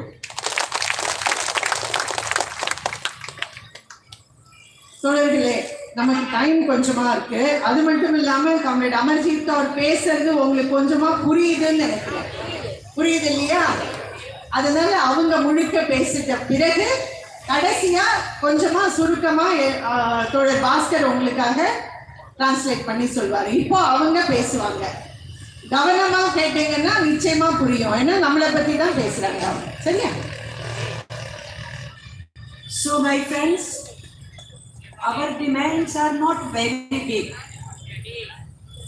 We are not asking moon or sun to be brought and put in front of us. We know sun every day and we watch moon every night. Our demand is very much realizable. It can be realized. We are asking that we be treated as workers, not as honorary people, volunteers. We want minimum wage. We want social security. We want maternity benefit. We want pension. We want job security. These are our demands. What is wrong in it? These are justified demands. Anybody working would like security, would like wages, would like social security, would like pension. And those are our demands. And we think during COVID period we understood how the government sector hospitals, public health system, government hospitals, government dispensaries, they were the only solace and availability in the real sense to our common people. And naturally, as I said, lifeline among the community and in the hospital system, you were the lifeline during that period. So what is our demand from unions? Government should strengthen public health system. More funds for government hospitals, for our dispensaries, for all our primary health centers. More funds for the medical professionals, doctors, technical staff, cleaning staff, nurses, and we also be workers, more funds for us. What is wrong in it? Nothing wrong in it. Because for whom you will have that hospitals and dispensaries in public health? For the whole nation, for all its people. Rich people, affluent people, upper middle class, they can go to big private hospitals. Okay, you go there. But common Indian citizens need this health system. So more investment should come in that. More budget of the government should come in that. But just opposite is happening. Central government is reducing budgets. It has reduced budgets of Manrega, Rural Employment Guarantee Scheme. It has reduced health budget. It has reduced education budget. And another clever thing which they are doing. All these schemes, Asha worker schemes or ICDS of Anganwadi or midday meal scheme for our school children, the workers who work for them for their food and all, the government is reducing their funds in practical sense.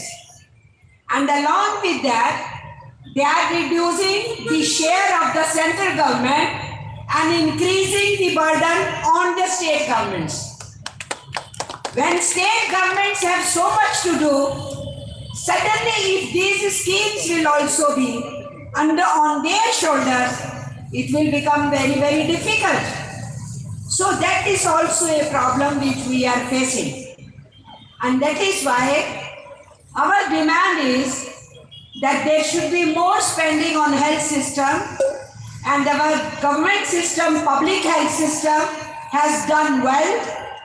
And from the lessons, there is clear lessons that we should have more expenditure, better situation health system, better conditions for our ASHA workers, so that in any future eventualities of natural disaster or man-made disaster, we should be able to handle. But this doesn't come to the minds of the government. When ASHA workers, many of them were infected, some of them died, their families were in problem, the government made a big promise. We will give 50 lakh rupees to the family if any ASHA workers dies.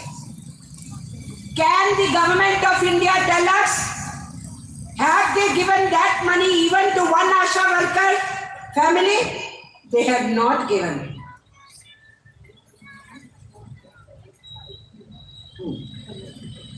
So this was not happening. They were not giving. They were not, doctors also few were covered. Technical staff, Safai Karamchari, few were covered. So AITUC took stock in our national leadership and we told our unions, go to the streets, fight for those families whose members died and get them compensation. I must congratulate our Tamil Nadu AITUC. You people took up the cause and you got 50 lakh paid to the family of ASHA worker who died. You could do it. So the governments make promises. They don't fulfill promises until you fight on those issues. So it is understood, if their own promises they are not ready to fulfill, how they will listen to our justified demands. So that means more struggle, more agitation, more unionization. Another thing which we have to understand, when we say on all of these demands, the reply of Modi government is, there is no money. Why should we pay you on taxpayers' money? I want to tell them, there is no dearth of money in this country. Our workers, our employees are working day in and day out. They are creating wealth. But the government policies are allowing that wealth to go to the hands of a few of their corporate friends. Government policies are taking away the money from our common masses. Their pockets are being looted and the money is going to the coffers, to the banks, to the corporate houses. Their money, to their banks which they submit money abroad. To Indian banks they loot. They take money of ours from our public sector banks to do their business. They do not pay proper wages and don't give incentives to our workers, and huge profit is made. And then the government of India reduces tax on them. On their income, the tax is reduced. On our income, which is so less, we are giving indirect tax. Everything which we buy in the market, it is a milk, or it is curd, or it is rice, or it is cereals, or it is cooking oil, anything we buy in the shops, we are paying tax on it. That is through GST. So when we are paying tax, indirect tax, which is collection is much more than these big rich corporate houses who are giving tax. And then the government says why we should meet all your demands of your wages or social security or pensions, why we should give it. Even the coat which you have been demanding, some of you are wearing, along with your sari you are asking this coat also to be given to everybody. The proper dresses every time, repeatedly every year to be given. So they say there is no money. What is the truth? In this limited time, I want to inform you. Last year a report came. One international report is made. In that India also has a chapter. That report tells about the condition in a particular country. What did that report tell us? That report told, suppose there is total wealth in India, 100 paisa. Out of 100 paisa, top 1% rich people, they have 22%, 22 paisa. And our people from very ground level to the top up to 50%, of which we Asha workers are also part of it. 50% people, that means 70 crore Indians. How much is their share in that total 100 paisa? Only 13 paisa, 13. Too much inequality? Modi says that he has done so good to the people. Very good days are coming. Achhe din aa rahe. People are happy. My economy is very good. Everything is robust. There is unemployment and he says there is no unemployment. There is poverty, he says I have removed poverty. There is hunger and malnutrition, he says no, everything has been done. But his rule is perpetuating and increasing this inequality for last 10 years. This rare report came again. In that international report, what is India chapter telling? India chapter told us that now inequality has increased. Top 1% rich people in India, how much they are? Only 1.5 crore. They had out of 100 paisa, 22 paisa. Their wealth has increased. They are now more than 40 paisa. What has happened to our poor people? Up to this 50% from below means 70 crore Indians, half population out of 140 crore. They were having 13 paisa out of 100 paisa. Now, this year the report says their share is further reduced. Out of 100 paisa, now they have only 3 paisa share. So 1.5 crore Indians are owning 40% of our total wealth. And 70 crore Indians are having only 3% share in the Indian wealth. This is the kind of inequality growing. So there is no dearth of money. Money is there, but it is reaching in the hands of corporates and big rich business houses.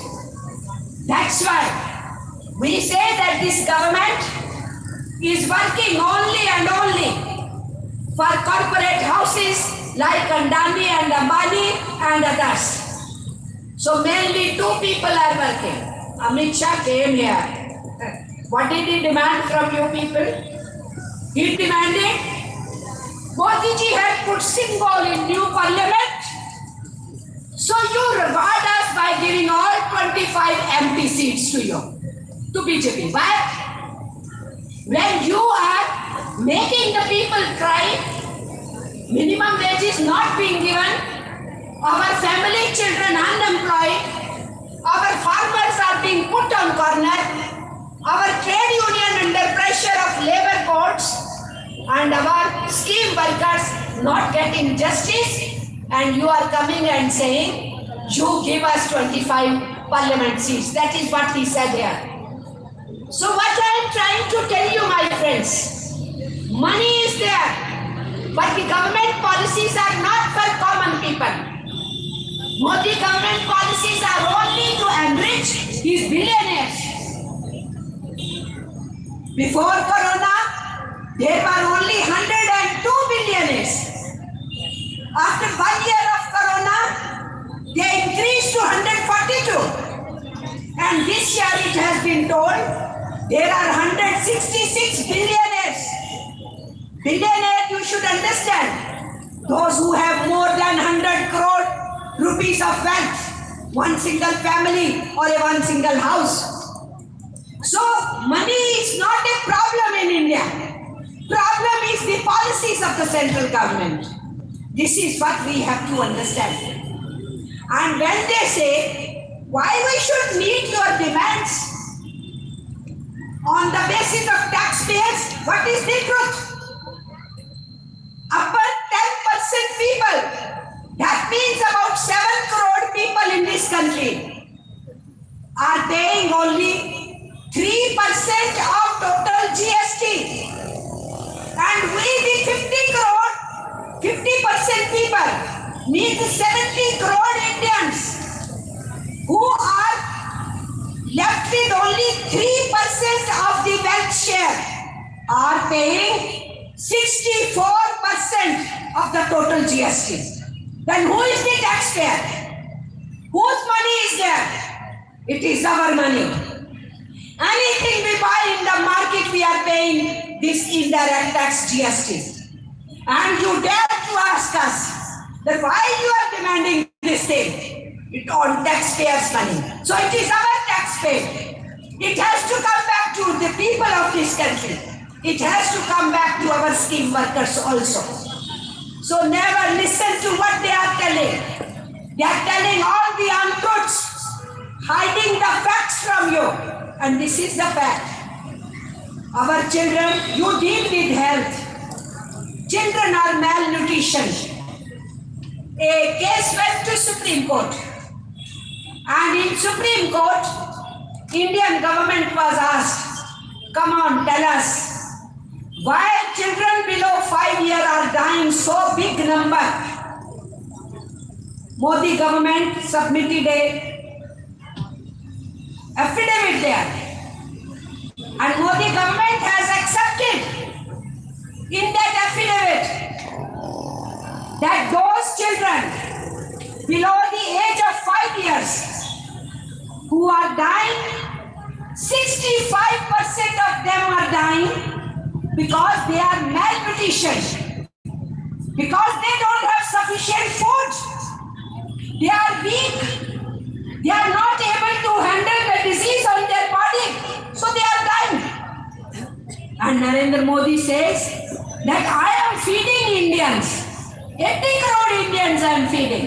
So if 80 crore Indians are only living on the ration, that itself shows how bad is the situation in our country. What about education? What about health? What about home for them? What about pension for them? Nothing for them.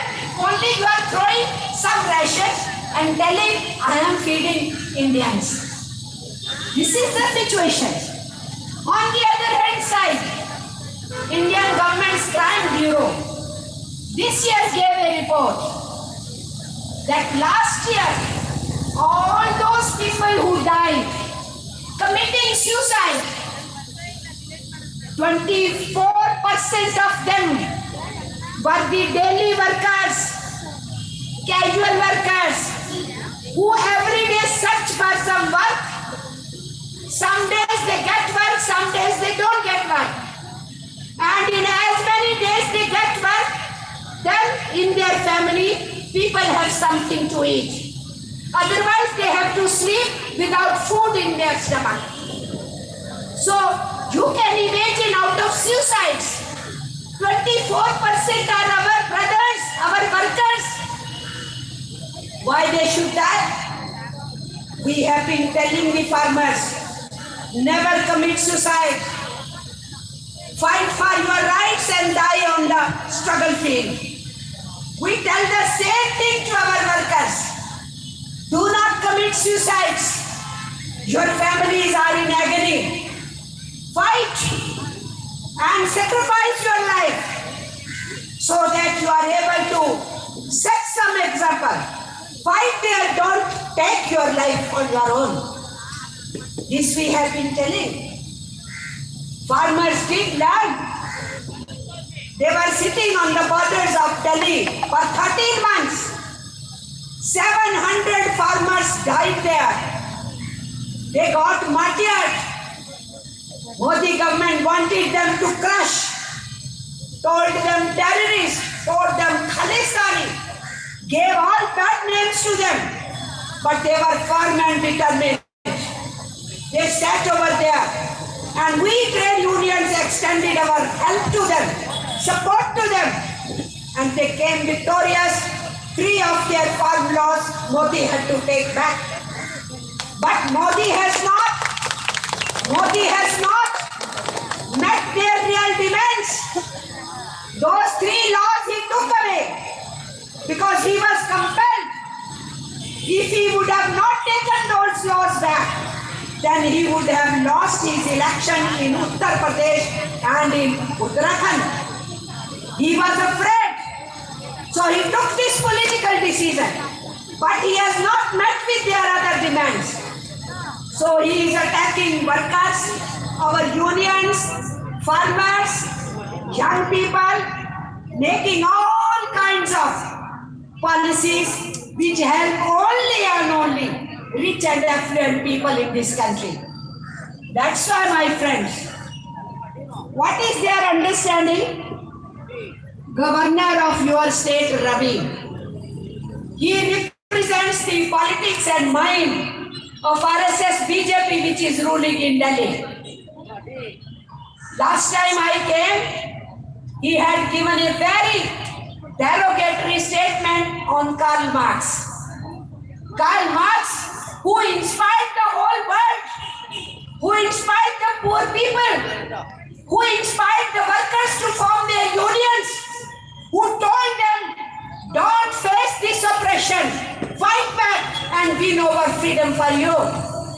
So he was abusing. And today, when I was coming to Chennai, I saw his statement. Your Governor Ravi, once again, he has commented on Vallalal. He has commented on Vallalal. He has said he was a Sanatani. Do you know anything? These people don't understand India, do not know the culture of different states, and such governors are put up in different states not to let those governments function. If from the state government we have any complaints, we don't shy of fighting. When Tamil Nadu government brought act on this increasing working hours from 8 to 12, all of us, the trade unions, came on streets and we said we will not allow this law to be implemented in this state. Our protest of unions together, strike call given, political parties met, and I must accept with gratitude that Mr. Stalin, the Chief Minister, within 48 hours took back that law, removed it. Good. What I am saying is, our democratic rights to come on streets and to fight. Injustice done by state government or injustice done by the center. Nobody can tell us you are only fighting Modi. We will fight any government which will not fulfill our dreams and which will attack our rights. We will fight that government. We are very clear. But we understand a government sitting in the center can do a great damage to Indian democracy, to Indian workers' rights, our labor rights, farmers' rights, all those, and even the democratic rights of fighting for our rights, to intellectuals, to writers, to cinema people, to theatre people. Anybody opposing Mr. Modi comes under target. And today, he is there in United States of America, and people in Manipur are suffering. They don't have any botheration, and they want to attack the federal structure of India and want to rule every state through their governors. Any opposition party governments are disturbed by them, and sitting at center, they are ruining the democratic setup. Comrade Subbarayani is here. he attends parliament. He knows what happens there. Parliament is not allowed to function. Purposely they create an issue. Whole opposition is angry. And then the government will see to it if the parliament does not function. In last 2-3 days, they will pass all the bills because they have majority. But this time, the parliament was stopped functioning by the ruling party, not by opposition party. Why? Because Narendra Modi did not want to reply on Hindenburg report. How much Adani has looted our money because of his support to him. 30,000 crore from our insurance sector, 42,000 crore from our State Bank of India, and several hundreds of crores from different other sectors. Our public sector looted and the money spent in Adani companies. And Narendra Modi did not want to reply in the parliament. You are not ready to give us minimum wages. You are not ready to give us maternity benefit. You are not ready to attach us to ESI so that we get health facilities as ASHA workers. You are not ready to give us pension, but you are letting the Indian people's money looted by Mr. Adani because he is your close friend. Because you built him and then he built you and now you are building him again. This is the kind of politics going on in this country. So my friends, your demands are justified. Your fight is justified. You are with the AITUC. The AITUC, the foremost organization of this country, founded 102 years ago, fought for India's freedom, fought for our labor rights, fought for new kind of India and Indian constitution. So you are not alone. You are part of big AITUC family.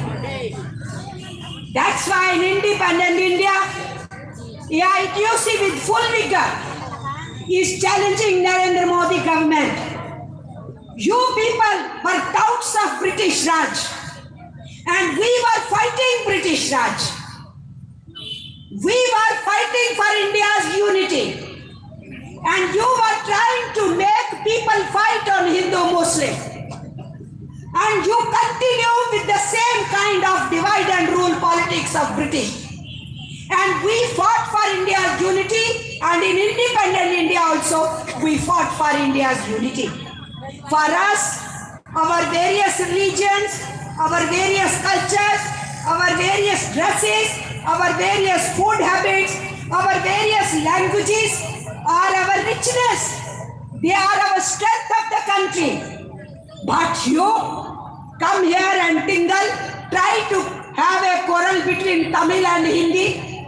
So you want people to fight on language, people to fight on religion, people to fight on food habits and our dressing habits. All this is going on. So you sisters, I am telling you, fight for your rights with full confidence. You are holding a great glorious flag of AITUC, which will see to it that all those people, whosoever comes in the power, if they try to trample down India and to crush our Indian spirit and our democracy, they will not be allowed to rule. With this message, our 42nd AITUC conference had come out that in the coming days, we will not tolerate Mr. Narendra Modi government. We will work hard, be on the fields. On 9th August, we will give a big campaign on the eve of Quit India movement. We want to have a slogan, save people, save nation. Nation belongs to people and not to the corporate houses. On those slogans, 9th August is going to be a very big movement. In Tamil Nadu also, the AITUC along with other trade unions will plan out programs. I expect from you people, the sisters, in a big way make that program successful in yatras as well as on 9th August, whatever program is designed. All these policies of Narendra Modi basically go against poor people, and among the poor, lower income group, first affected are women and children. So it is duty of women and children to be in the forefront in this struggle. What is their attitude? What did they do? That Bilki Banos, a pregnant woman, she was raped by 27 men during Gujarat riots. Her child was killed in front of her eyes. 7 of her relatives also died.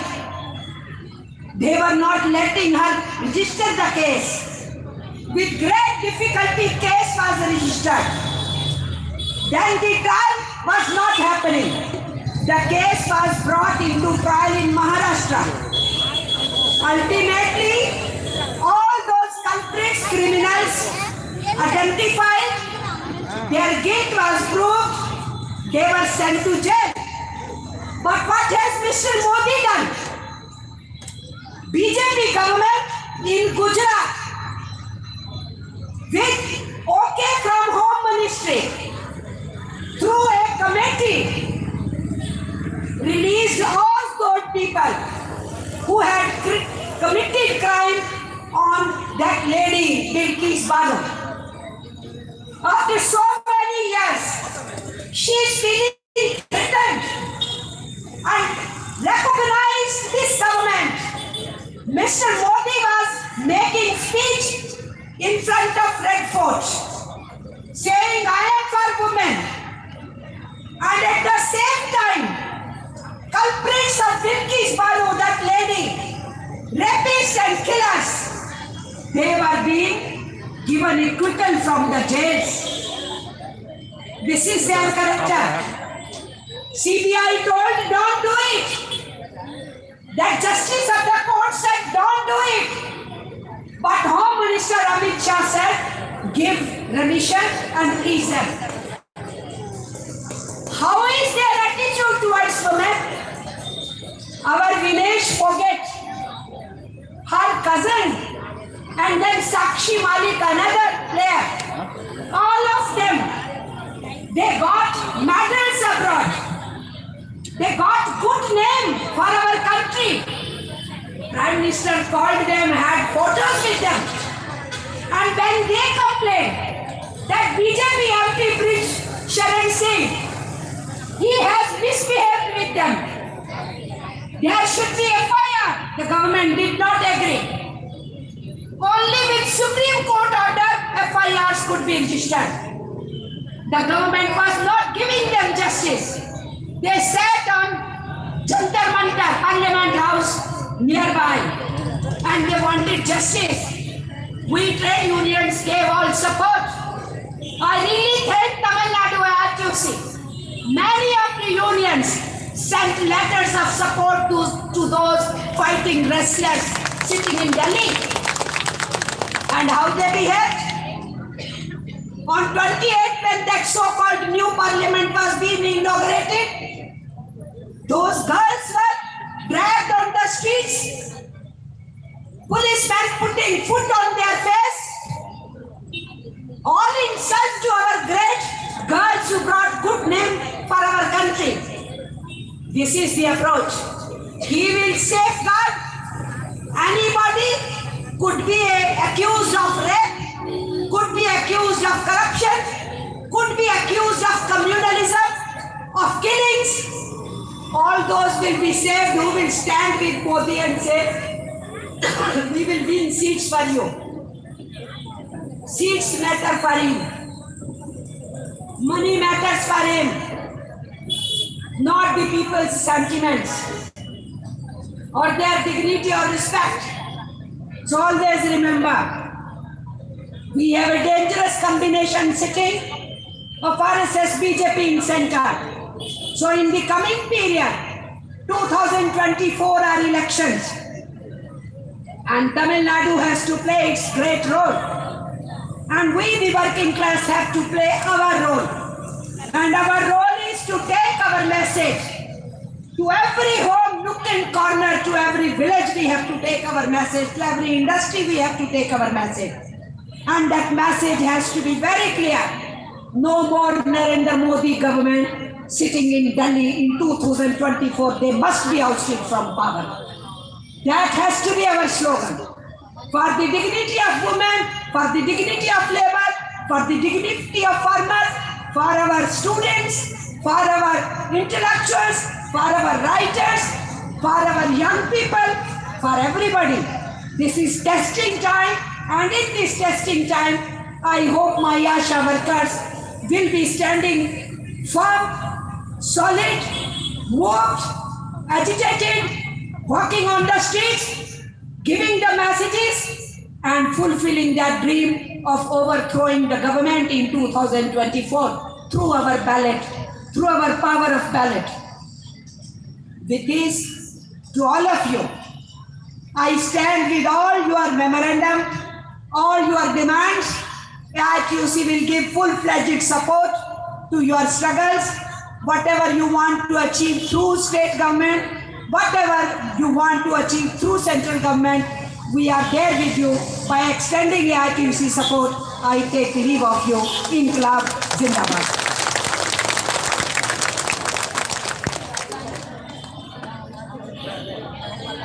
சுருக்கமாக ஒரு 5 நிமிடங்களிலே அவர் பேசியதை சுருக்கமாக நான் சொல்ல விடுகிறேன். நம்முடைய கோரிக்கைகள் எல்லாம் மிகவும் சாதாரணமான கோரிக்கைகள். வானத்தை வில்லாக விளக்கச் சொல்லவில்லை. மிகவும் சாதாரணமான கோரிக்கைகளைத்தான் நாம் முன்வைத்திருக்கின்றோம்.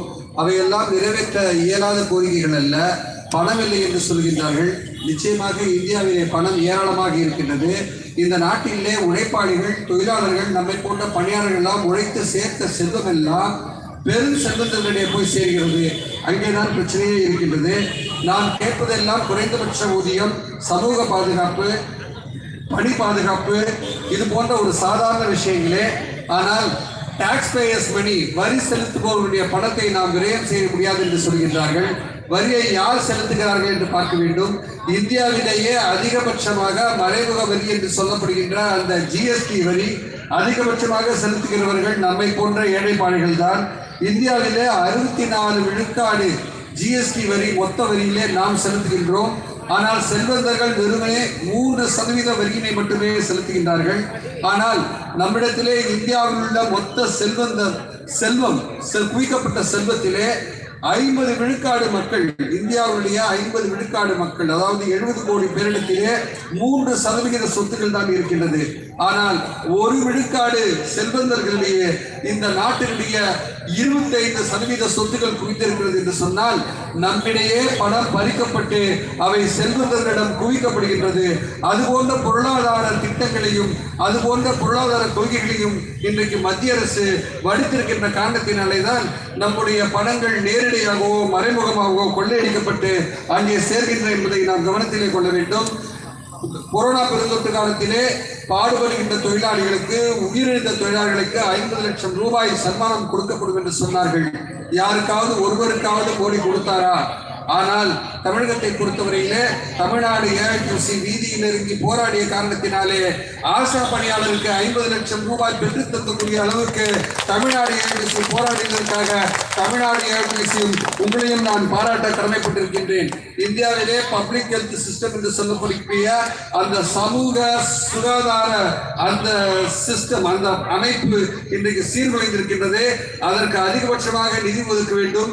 அப்பொழுதுதான் இந்த ஸ்கீம் ஒர்க்கர்ஸ் என்று சொல்லப்படுகின்ற அந்த திட்ட பணியாளர்கள், ஆஷா பணியாளர்களாலும் சரி அல்லது அங்கன்வாடி பணியாளர்களாலும் சரி, அவர்களுக்கெல்லாம் ஊதியம் கொடுக்க முடியும்.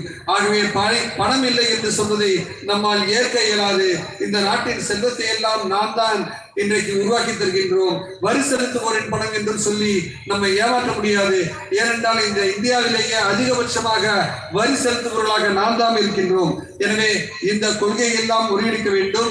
பணக்காரர்களிடம் நம்முடைய செல்வம் போவதை நாம் தடுத்து நிறுத்த வேண்டும் என்று சொன்னால் நாம் வீதியில இறங்கி போராட வேண்டிய ஒரு காலகட்டத்திலே நாம் இருக்கின்றோம். உங்களுடைய கொள்கைகள் நிச்சயமாக உங்களுடைய கோரிக்கைகள் நிறைவேற்றப்பட வேண்டிய ஒரு மிக சாதாரண கோரிக்கைகள். இதற்காக நீங்கள் வீதியில் இறங்கி போராட வேண்டும். எப்படி இந்தியாவிலே விவசாயிகள் ஒரு வருட காலத்திற்கும் மேலாக உருக்கு போன்ற ஒற்றுமையை பாதுகாத்து வீதியிலே குளிரிலும் பனியிலும் வெயிலிலும் போராடினார்களோ அதே போல நாம் போராட கற்றுக்கொள்ள வேண்டும். அந்த போராட்டத்தின் விளைவாக அவர்களுக்கு எதிரான 3 வேளாண் சட்டங்களும் பின்வாங்கப்பட்டன. உத்தரப்பிரதேசம், உத்தராகண்ட் போன்ற மாநிலங்களிலே தேர்தல் நடப்பதற்காக அந்த சட்டங்கள் பின்வாங்கப்பட்டாலும் அவர்களுடைய கோரிக்கைகள் இன்றளவும் நிறைவேற்றப்படவில்லை. எனவே அவர்கள் மீண்டும் வீதியில இறங்கி போராட ஆயத்தம் செய்து கொண்டிருக்கிறார்கள். அதுபோலவே நீங்களும் தொடர்ச்சியாக உங்களுடைய கோரிக்கைக்காக போராட வேண்டும். உங்களுடைய போராட்டங்கள் நிச்சயமாக வெற்றி பெறும். ஆனால் இந்த மாநில அரசை பொறுத்தவரையிலே மத்திய அரசினுடைய சுமை மாநில அரசுக்கு செல்கிறது என்பதையும் நாம் உணர வேண்டும். நம்முடைய பட்ஜெட் அலோகேஷன் என்று சொல்கின்றோம், வரவு செலவு திட்டத்திலே மத்திய அரசு தன்னுடைய பங்கை குறைத்துக் கொண்டு மாநிலங்கள் மீது சுமை அதிகரிக்கின்றது. அதே போல ஜிஎஸ்டி என்கின்ற இந்த வரியின் மூலம் தான் அதிகம் வருவாய் பெற்று மாநிலங்களுக்கு குறைவாக கொடுக்கின்றது. அதுவும் போதிய நேரத்திலே கொடுப்பதில்லை. இது போன்ற காரணங்களாலே மாநில அரசுக்கு கடுமையான நெருக்கடியை ஒன்றிய அரசு கொடுக்கின்றது. அது மட்டுமல்லாமல் பாஜக ஆளாத மாநிலங்கள் எல்லாம் கவர்னர் மூலமாக மறைமுகமாக ஆட்சி செலுத்துகின்ற ஒரு போக்கினை பாரதிய ஜனதா கட்சி இன்றைக்கு கடைபிடித்துக் கொண்டு வருகின்றது. ஆகவே இந்த பாரதிய ஜனதா கட்சி ஆட்சியை நாம் அகற்ற வேண்டும் என்று 42வது ஆலப்புழை மாநாட்டிலே நாம் தீர்மானம் எடுத்தோம். அதன்படி ஆகஸ்ட் 9 வெள்ளையனே வெளியேறு இயக்கம் சுதந்திர போராட்ட காலத்தில் நடந்தது போல வருகின்ற ஆகஸ்ட் 9ஆம் தேதி என்று தமிழகத்தினுடைய தலைநகராம் சென்னை மாநகரிலே ஒரு பெருந்தொழில் அமர்வு நடைபெற இருக்கின்றது. அந்த அமர்விலே நீங்கள் அனைவரும் பங்கேற்க வேண்டும். இது குறித்து பிரச்சாரங்களை நீங்கள் முன்னெடுக்க வேண்டும். இந்த மத்திய அரசு அகற்றப்பட்டால் தான் இந்த நாட்டிலே தொழிலாளர் பிரச்சனைகள் எல்லாம் தீரும் என்பதிலே நமக்கு எவ்வளவும் சந்தேகமில்லை. ஆகவே இதை நோக்கி நாம் பயணிக்க வேண்டும். ஆகஸ்ட் 9ஆம் தேதி என்று நாம் அனைவரும் போராட நம்மை ஆயத்தப்படுத்திக் கொள்ள வேண்டும். உங்களுடைய கோரிக்கைகள் நிச்சயமாக நிறைவேற்றுவதற்கு மாநில அரசாங்கம் சரி, மத்திய அரசாங்கம் சரி, நிச்சயமாக ஏஐடியூசி அதை முன்னெடுக்கும். நமக்கு யார் ஆட்சி செய்கிறார்கள் என்பது முக்கியமல்ல. அது எந்த ஆட்சியாக இருந்தாலும் சரி, யாருடைய ஆட்சியாக இருந்தாலும் சரி, ஒன்றிய ஆட்சியாக இருந்தாலும் சரி, மாநில ஆட்சியாக இருந்தாலும் சரி, ஏஐடியூசி சங்கம் ஒருபோதும் போராட தயங்காது. என்னிடத்திலே உங்களுடைய கோரிக்கைகள் இருக்கின்றன. நம்முடைய மாண்புமிகு நாடாளுமன்ற உறுப்பினர்களும் இங்கே இருக்கின்றார்கள். அவர்கள் உங்களுக்காக பாராளுமன்றத்திலே பேசியிருக்கிறார்கள். தொடர்ந்து உங்களுக்காக பேசுவார்கள். ஏஐடியூசி சங்கமும் உங்களுடைய கோரிக்கையை முன்னெடுக்கும், உங்களுடைய கோரிக்கையை முன்வைக்கும். உங்களுடைய கோரிக்கைக்கு வெற்றி பெறும் வரை, இறுதி வரை நாம் ஒன்றுபடுவோம், போராடுவோம். நல்வாய்ப்புக்கு நன்றி.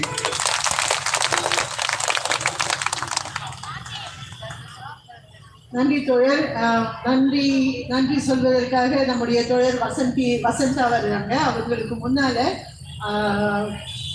ஒடுக்கப்பட்டோர் வாழ்வுரிமை இயக்கத்தின் சார்பில் தோழர் அமர்ஜித் கவுர் அவர்களுக்கு ஊக்கத்தை அளிக்கிறார்கள்.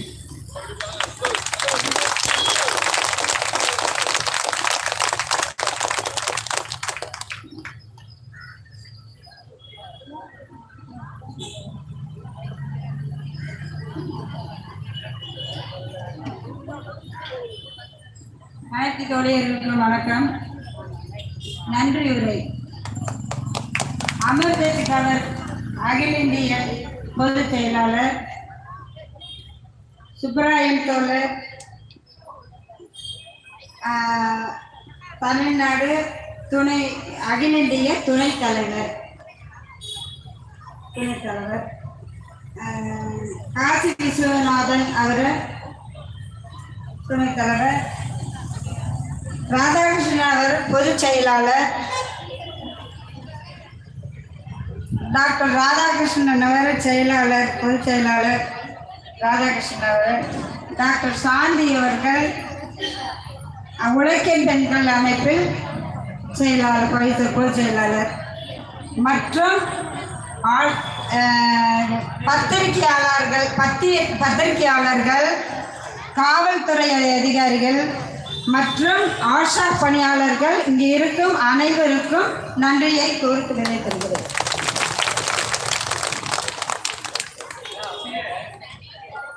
தோழர்கள் கவனமா போகணும். போகும்போது விரட்டாம நிதானமா போகணும்.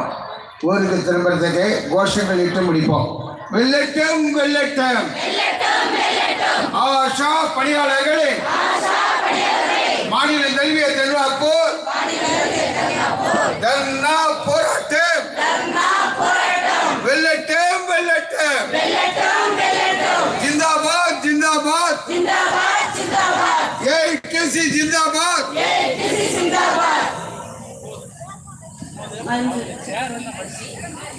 சேர்லாம் அப்படியே எடுத்து வச்சிருக்க